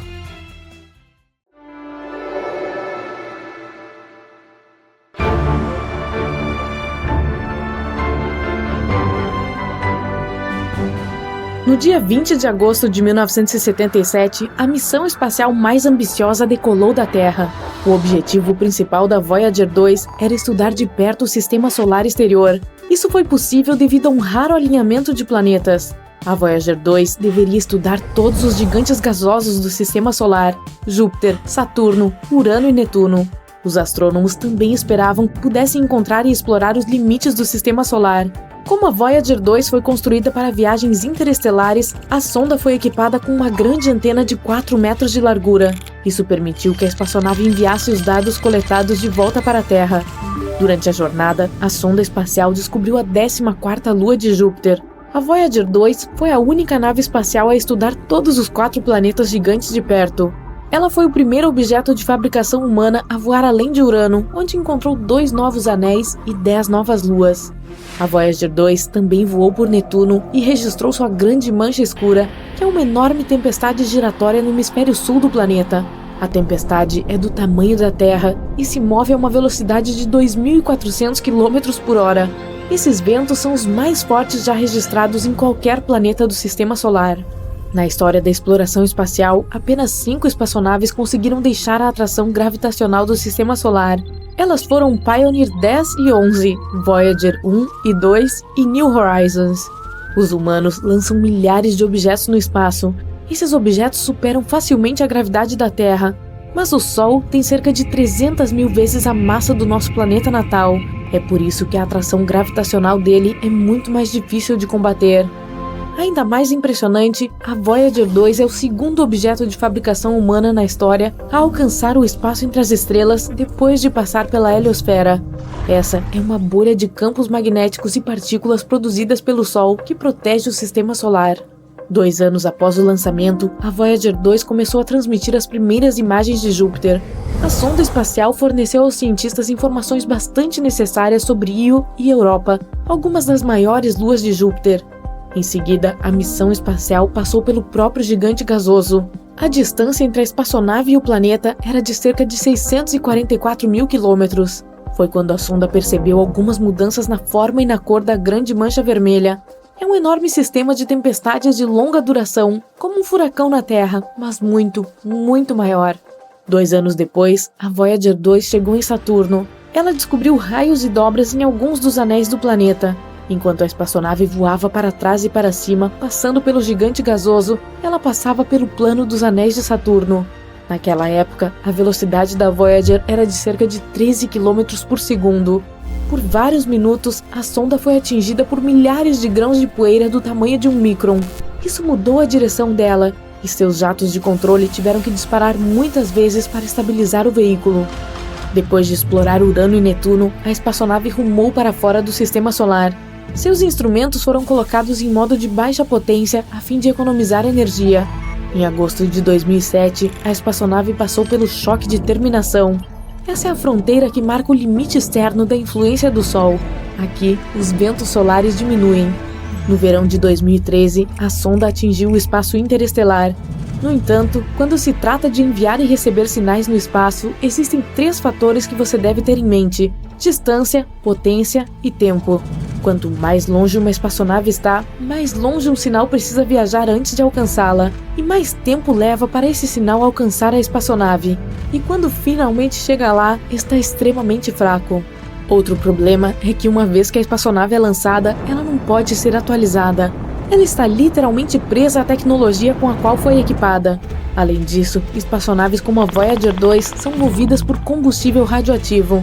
Quando um material especial decai radioativamente, ele libera calor, que é convertido em eletricidade. Infelizmente, quanto mais material se desintegra, menos energia a espaçonave tem para receber e transmitir sinais de rádio. Apesar desse problema, não perdemos a conexão com as Voyager 1 e 2. Isso porque novas e mais poderosas tecnologias surgem na Terra. Os sinais que as pessoas enviam agora podem alcançar muito mais longe do que antes. É por isso que foi possível ficar em contato com a Voyager 2, que entrou no espaço interestelar em 2018 e já viajou quase 19,3 bilhões de quilômetros de distância da Terra. Mas em março de 2020, o principal equipamento que permitia aos cientistas trocar sinais com a nave foi desligado. Depois que a comunicação com a espaçonave parou, a NASA passou cerca de 11 meses atualizando sua Deep Space Network, que em português quer dizer Rede de Espaço Profundo, e instalando novo hardware. A DSN é uma matriz internacional de enormes antenas de rádio que ajudam os astrônomos na Terra a se comunicarem com missões interplanetárias. Essas antenas ficam na Califórnia, Madrid e Canberra. A que costumava manter contato com a Voyager é uma antena parabólica de 70 metros de largura em Canberra. Esse é o único equipamento que pode enviar comandos capazes de alcançar a sonda. Essa antena, conhecida como DSS-43, começou a operar em 1972, 5 anos antes do lançamento das Voyager 2 e 1. Naquela época, ela tinha apenas 64 metros de largura. Desde então, ela recebeu muitos reparos e atualizações, mas esses 11 meses foram o período mais longo em que a antena ficou offline. Em outubro de 2020, a antena estava finalmente pronta para um teste após todas as atualizações e reparos. Os operadores da missão enviaram um conjunto de comandos para a Voyager 2 e depois de muitos meses de silêncio no rádio, a espaçonave retornou o sinal. A sonda confirmou que ouviu o contato. Depois disso, a espaçonave executou os comandos. Enquanto a antena estava offline, os operadores da missão ainda conseguiam receber dados científicos e atualizações da Voyager 2. Os astrônomos continuavam recebendo dados do espaço interestelar, a região fora da heliosfera solar. Mas eles não conseguiam enviar nenhum comando para a sonda, pois ela viajou para muito longe da Terra.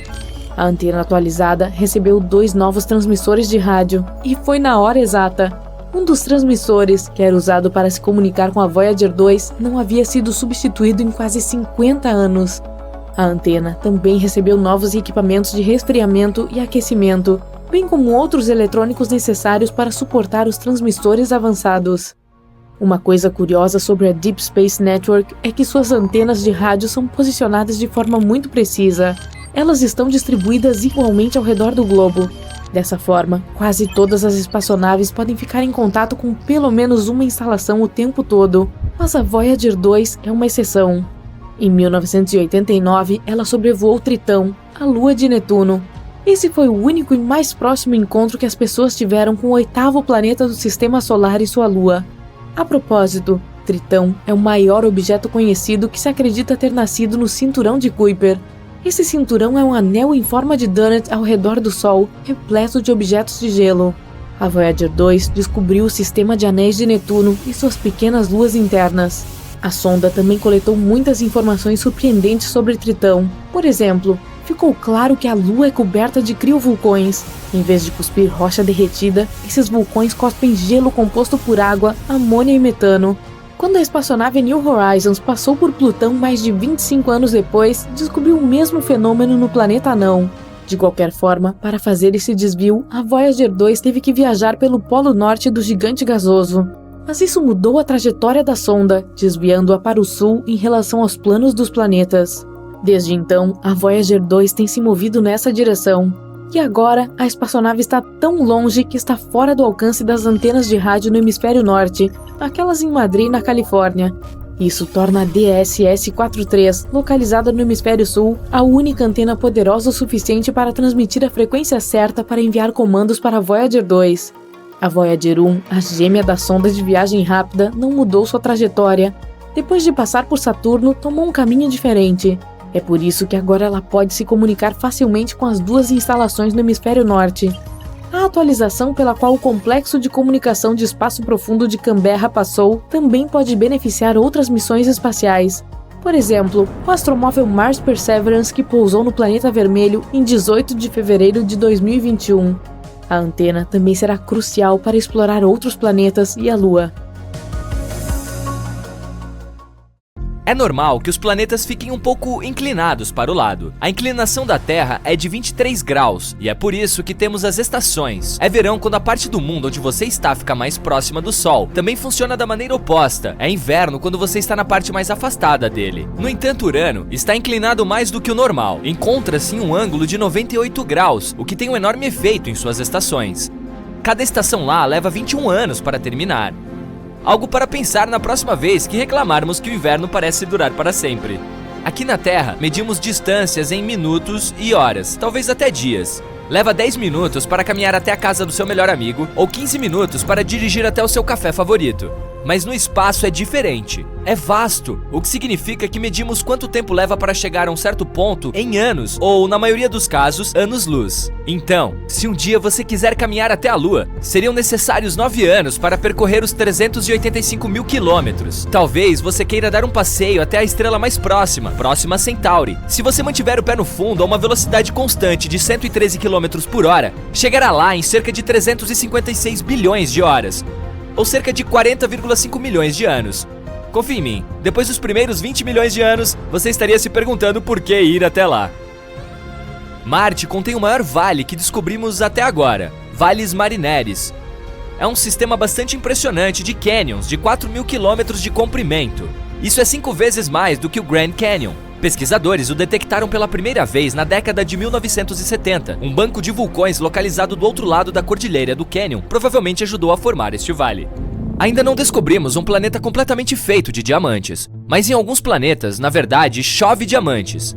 Em Júpiter e Saturno, gigantes gasosos do nosso sistema solar, tempestades de raios transformam abundante metano em fuligem, que também conhecemos como carbono. A fuligem cai e se transforma em grafite. O grafite, por sua vez, se transforma em diamantes com um diâmetro de cerca de 1 centímetro. Antes de começar a descobrir como reservar uma viagem de campo para coletar diamantes, saiba que esses diamantes não duram. Depois que entram no núcleo do planeta, eles derretem. Já notou que se você olhar as estrelas 2 noites seguidas no mesmo horário, digamos às 21 horas, as estrelas ficam no mesmo lugar, mas a Lua não? Há 2 razões para isso. Primeiro, depende de que horas você vai observar as estrelas. Por exemplo, se você sair às 20 horas hoje e amanhã procurar por elas às 23 horas, verá a Lua em 2 lugares bem diferentes. Nesse caso, até as estrelas ocupam lugares diferentes no céu, já que nosso planeta está girando. Como você sabe, leva 24 horas para a Terra fazer uma volta completa. Isso significa que, do nosso ponto de vista, parece que tanto o céu quanto tudo lá em cima estão se movendo ao nosso redor uma vez a cada 24 horas. Da mesma forma, o Sol muda de posição, nascendo e se pondo todos os dias. Então, se você sair 2 noites seguidas na mesma hora, na maioria dos casos, terá que esperar mais meia hora ou até mais até que a Lua volte à mesma posição da noite anterior. As estrelas estão praticamente paradas. Parece que estão se movendo, mas isso é só porque a Terra está girando. Mas a Lua está realmente se movendo ao redor do nosso planeta, e ela passa por diferentes fases. Por exemplo, uma lua nova é quando está completamente escuro no céu. Uma lua cheia é quando seu lado diurno está voltado para a Terra. Demora cerca de 1 mês para a Lua dar uma volta completa ao redor da Terra. Talvez você tenha mais sorte em uma expedição de coleta de diamantes neste próximo planeta, a 40 milhões de anos-luz da Terra, 55 Cancrier. Os cientistas costumavam chamá-lo de superterra. Uma superterra é geralmente um planeta muito maior que o nosso. Este planeta, por exemplo, tem o dobro do tamanho da Terra. Está tão perto de sua estrela que faz um círculo completo ao seu redor em menos de 18 horas, o que significa que o ano lá é bem curto. Por estar tão perto de sua estrela, sua temperatura chega a incríveis 2.700 graus Celsius. Devido ao calor, em combinação com a densidade do planeta, os cientistas acham que seu núcleo deva ser formado por carbono na forma de grafite e diamantes. Há mais de 10 anos, os astrônomos descobriram uma enorme nuvem de vapor de água a 12 bilhões de anos-luz do nosso planeta. Essa nuvem é a maior fonte de água que conhecemos. É também a mais antiga, datando de quando o universo tinha apenas 1,6 bilhão de anos. Agora tem 13,8 bilhões de anos. Cara, se eu tivesse começado uma poupança 12 bilhões de anos atrás, com os juros, eu teria uma pilha de dinheiro agora. Mas eu não estava por perto. De qualquer forma, essa nuvem é tão grande que detém 140 trilhões de vezes a quantidade de água em todos os oceanos do nosso planeta. Essa nuvem meio que alimenta um buraco negro. Também pode conter gases suficientes, como monóxido de carbono, para encorajar o buraco negro a crescer 6 vezes mais do que é no momento. A temperatura média do nosso planeta é de cerca de 14 graus Celsius, e a temperatura mais alta já medida foi de 57 graus Celsius. Parece muito? Bem, em Vênus pode chegar a 482 graus Celsius, o que o torna o planeta mais quente do nosso sistema solar. No entanto, não é quente o suficiente para derreter aço. Precisaria de mais 1.370 graus para chegar lá. Mas é quente o suficiente para derreter chumbo. E quente demais para permitir a vida, pelo menos da forma que conhecemos. Vênus nem é o planeta mais próximo do Sol, é Mercúrio, mas tem uma atmosfera super espessa que retém gases de efeito estufa. É como se você se cobrisse com um cobertor bem grosso no meio do verão. Estamos acostumados a ver vulcões expelindo lava quente derretida. Afinal, é isso que eles fazem, principalmente na Terra. Mas no espaço, os vulcões tendem a expelir metano, água ou amônia. E esses materiais congelam à medida que entram em erupção e eventualmente se transformam em vapor congelado e algo chamado neve vulcânica. Estou falando de criovulcões aqui. Você pode encontrá-los nas luas de Júpiter e Io e Europa, em Titã, a lua de Saturno e em Plutão. Esses vulcões são especialmente ativos em Io, que possui centenas de respiradouros. Veículos da NASA até capturaram alguns deles em erupção em tempo real. Plumas de vapor congelado saindo deles se estendiam por cerca de 400 quilômetros. O que exatamente acontece com a luz depois que ela desaparece dentro de um buraco negro? O fóton é uma partícula de luz. O horizonte de eventos é o limite do buraco negro. Quando algo, digamos, um fóton, cruza a linha e entra nesses limites, não pode mais escapar. Mas isso não significa que um buraco negro destruiu. Ele puxa o fóton rapidamente em direção ao seu centro, onde uma enorme massa é compactada em um espaço infinitamente pequeno. Mas não temos certeza do que acontece com fótons em condições tão extremas. Ainda um dos maiores mistérios. Um buraco negro destrói a luz ou não?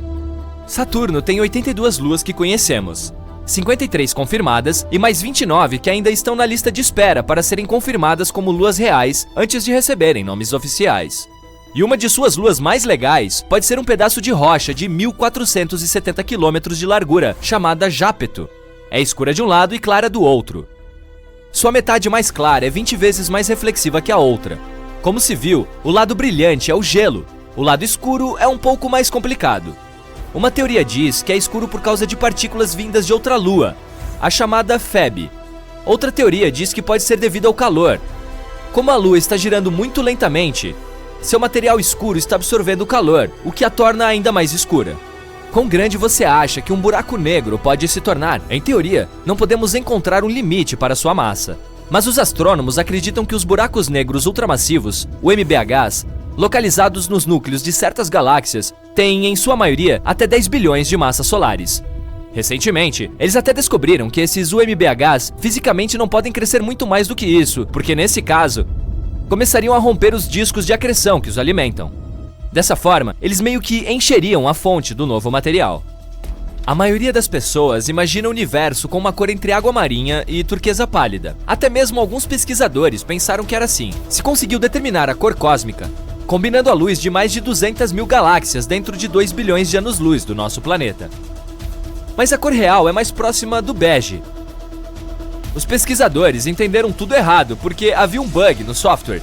Sério? Ele converteu o espectro cósmico na cor que nossos olhos veriam. Se fôssemos expostos a ele, a equipe definiu essa cor como um latte cósmico.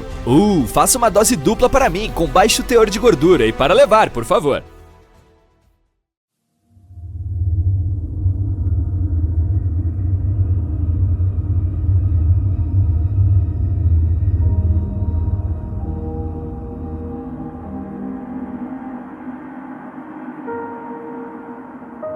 O calor do Sol está sob nossos pés. Os cientistas descobriram que o núcleo da Terra é realmente tão quente quanto a superfície do Sol, cerca de 5.500 graus centígrados. Uma das razões pelas quais é tão incrivelmente quente lá embaixo é porque a Terra ainda está liberando calor de quando foi criada há bilhões de anos. Além disso, quando um objeto do tamanho de Marte bateu na jovem Terra, não apenas criou a Lua, de acordo com uma teoria, mas derreteu a superfície do planeta. Muito desse calor extra provavelmente ainda está armazenado dentro do núcleo. No entanto, você não precisa se preocupar com isso. É mais difícil de acessarmos o núcleo do planeta do que sondar a superfície de Plutão. Na verdade, é provável que nunca desenvolvamos tecnologia que possa alcançar fisicamente o núcleo terrestre. Não existe ar na Lua. Como ela pode estar enferrujando então? Os cientistas descobriram a presença de hematita na Lua, que é uma espécie de ferrugem. Um instrumento especial de pesquisa da NASA examinou a luz refletida na superfície da Lua. Descobriu-se que a composição dos polos do satélite era muito diferente do resto. A superfície da Lua é pontilhada com rochas ricas em ferro, mas sem oxigênio e água líquida, a ferrugem não tem como se formar. Ventos solares aumentam o mistério. Eles bombardeiam a Lua com hidrogênio, e o hidrogênio torna muito mais difícil a formação de hematita. Mesmo que a Lua não tenha atmosfera, ela ainda tem alguns vestígios de oxigênio. Sua fonte é a atmosfera superior do nosso planeta. A Terra também protege a Lua de quase 100% dos ventos solares, embora não o tempo todo. E mesmo que nosso satélite natural seja seco, pode haver gelo de água nas crateras sombreadas em seu outro lado. Um dia em Urano dura 17 horas, 14 minutos e 24 segundos. Mas veja, o planeta tem uma inclinação de cerca de 98 graus, e isso faz com que uma temporada no gigante gasoso dure 21 anos terrestres. Marte tem 2 luas, Phobos e Deimos. Nos próximos 30 a 50 milhões de anos, as forças gravitacionais de Marte destruirão Phobos, o que provavelmente resultará na formação de um anel ao redor do planeta. A Terra é o planeta mais denso do Sistema Solar. No centro da Terra, há um núcleo que ocupa 15% do volume do planeta. Consiste em 2 partes, o núcleo externo e o interno. O núcleo interno é uma bola sólida feita de ferro e níquel. Seu raio é de 1.216 km, correspondendo a 20% de todo o raio da Terra e 80% do raio da Lua. O núcleo externo, de 2,4 km de espessura, é líquido e consiste em ferro e níquel, mas não está sob pressão suficiente para ser sólido. Marte abriga o maior vulcão do Sistema Solar. Embora tudo pareça calmo por lá atualmente, no passado algum tipo de força fez com que enormes vulcões se formassem e entrassem em erupção. Um desses vulcões é o Monte Olimpo. Tem 25,8 km de altura, que é a altura de 3 Montes Everest, 598 km de diâmetro, fazendo com que seja do tamanho do Arizona. O vulcão atingiu um tamanho tão gigantesco devido à fraca gravidade em Marte e à falta de movimento de placa tectônica. A gravidade não é a mesma em todos os lugares. As rochas, metais e outros minerais e substâncias que compõem o planeta são grudados no solo com mais força em certos lugares do que em outros. Isso tem consequências surpreendentes. A gravidade varia um pouco dependendo de onde você está. Você pesa 0,5% a menos em pé no Equador do que nos polos. Na maioria dos casos, essa é uma diferença de menos de 450 gramas. A altitude também gera algum efeito. Então, se você estivesse no topo do Monte Everest, também pesaria um pouco menos. Só não olhe para baixo. O ser vivo mais resistente da Terra é tão pequeno que você não consegue vê-lo. Os tardígrados, também conhecidos como ursos d'água, são criaturinhas fofas com 8 pernas e cabeças achatadas, com menos de 1/100º de polegada de comprimento. Apesar de sua estatura microscópica, eles podem basicamente sobreviver em qualquer lugar. Eles preferem pedaços de musgo molhado ou o fundo de um lago, mas não reclamarão se você os colocar em algum lugar realmente desconfortável. Eles podem suportar o frio e o calor extremos, sobreviver a uma pressão enorme e a alta radiação. Uma vez, alguns desses ursinhos conseguiram sobreviver desprotegidos no espaço sideral por 10 dias sem problemas. Isso é difícil. Eles lidam com todas essas coisas se enrolando em uma bola e hibernando, reduzindo sua necessidade de oxigênio e comida. A gravidade da Lua é cerca de 17% a da Terra. Se você pesasse 90,7 quilos em nosso planeta natal, na Lua seu peso diminuiria para apenas 15 quilos. Você também seria capaz de carregar 6 vezes mais peso do que o que consegue carregar na Terra. Também seria mais fácil andar na superfície da Lua, mas seria mais perigoso também. Seus pés, dentro de um traje espacial pesado, afundariam até 15 centímetros de profundidade no solo lunar.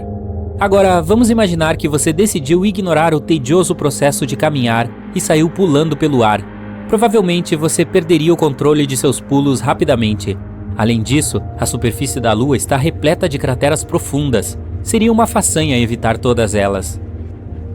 Você pode ver eclipses solares porque, embora a Lua seja 400 vezes menor que o Sol, ela também está 400 vezes mais próxima da Terra. Então é perfeitamente capaz de obscurecer a estrela.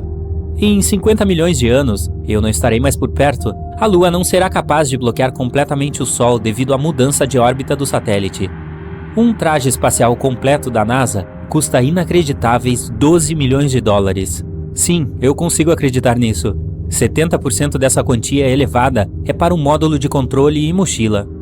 Bem no centro de Urano há um núcleo rochoso pequeno, com apenas metade da massa da Terra. Comparado a outros planetas, o núcleo de Urano é bastante frio, menos 12,8 graus centígrados. Um manto de gelo envolve o núcleo sólido, e essa é a maior parte do planeta, cerca de 80%. Também não é o tipo de gelo em que você conhece. É um fluido quente e denso feito de água, gelo de amônia e metano, às vezes referido como um oceano de água-amônia. A atmosfera de Urano é principalmente hidrogênio e hélio, mas tem sua cor azul esverdeada devido ao gás metano que absorve a luz vermelha. O oceano em Júpiter é maior que qualquer outro no sistema solar, mas ao contrário dos oceanos da Terra, não é feito de água, mas sim de hidrogênio metálico. A profundidade do oceano é de incríveis 40 quilômetros. Isso é quase o mesmo que a distância ao redor da Terra. Vênus é um campeão quando se trata de vulcões. O planeta tem cerca de 1.600 e grandes, mas não tem registros de erupções de nenhum deles. Existe um buraco negro supermassivo a 250 milhões de anos-luz de distância de nós. Ele faz o som mais profundo já detectado de qualquer objeto do universo. É 57 oitavas mais baixo do que o dó central de um piano. Isso é 1 quatrilhão de vezes mais grave do que conseguimos ouvir. Mercúrio tem alguns bilhões de anos. Em 2016, cientistas descobriram algumas anormalidades na superfície do planeta, mostrando que ele está ficando menor. Depois de mais pesquisas, eles descobriram que Mercúrio ainda não havia terminado de esfriar. Há planetas que não estão ligados a nenhuma órbita estelar e vagam sem rumo pelo espaço sideral. Entre os objetos espaciais de aparência mais espetacular estão as pulsares. Pulsares são um tipo de estrela de nêutrons. Elas disparam parte de seu material quase na velocidade da luz. Pulsares regulares giram a uma velocidade razoável, entre 1/10 e 60 vezes por segundo. Mas pulsares de milissegundos podem girar a impressionantes 700 vezes por segundo, o que é muito rápido para o olho humano processar uniformemente. À medida que giram, elas emitem um feixe de radiação de seu eixo que se parece com a luz de um farol.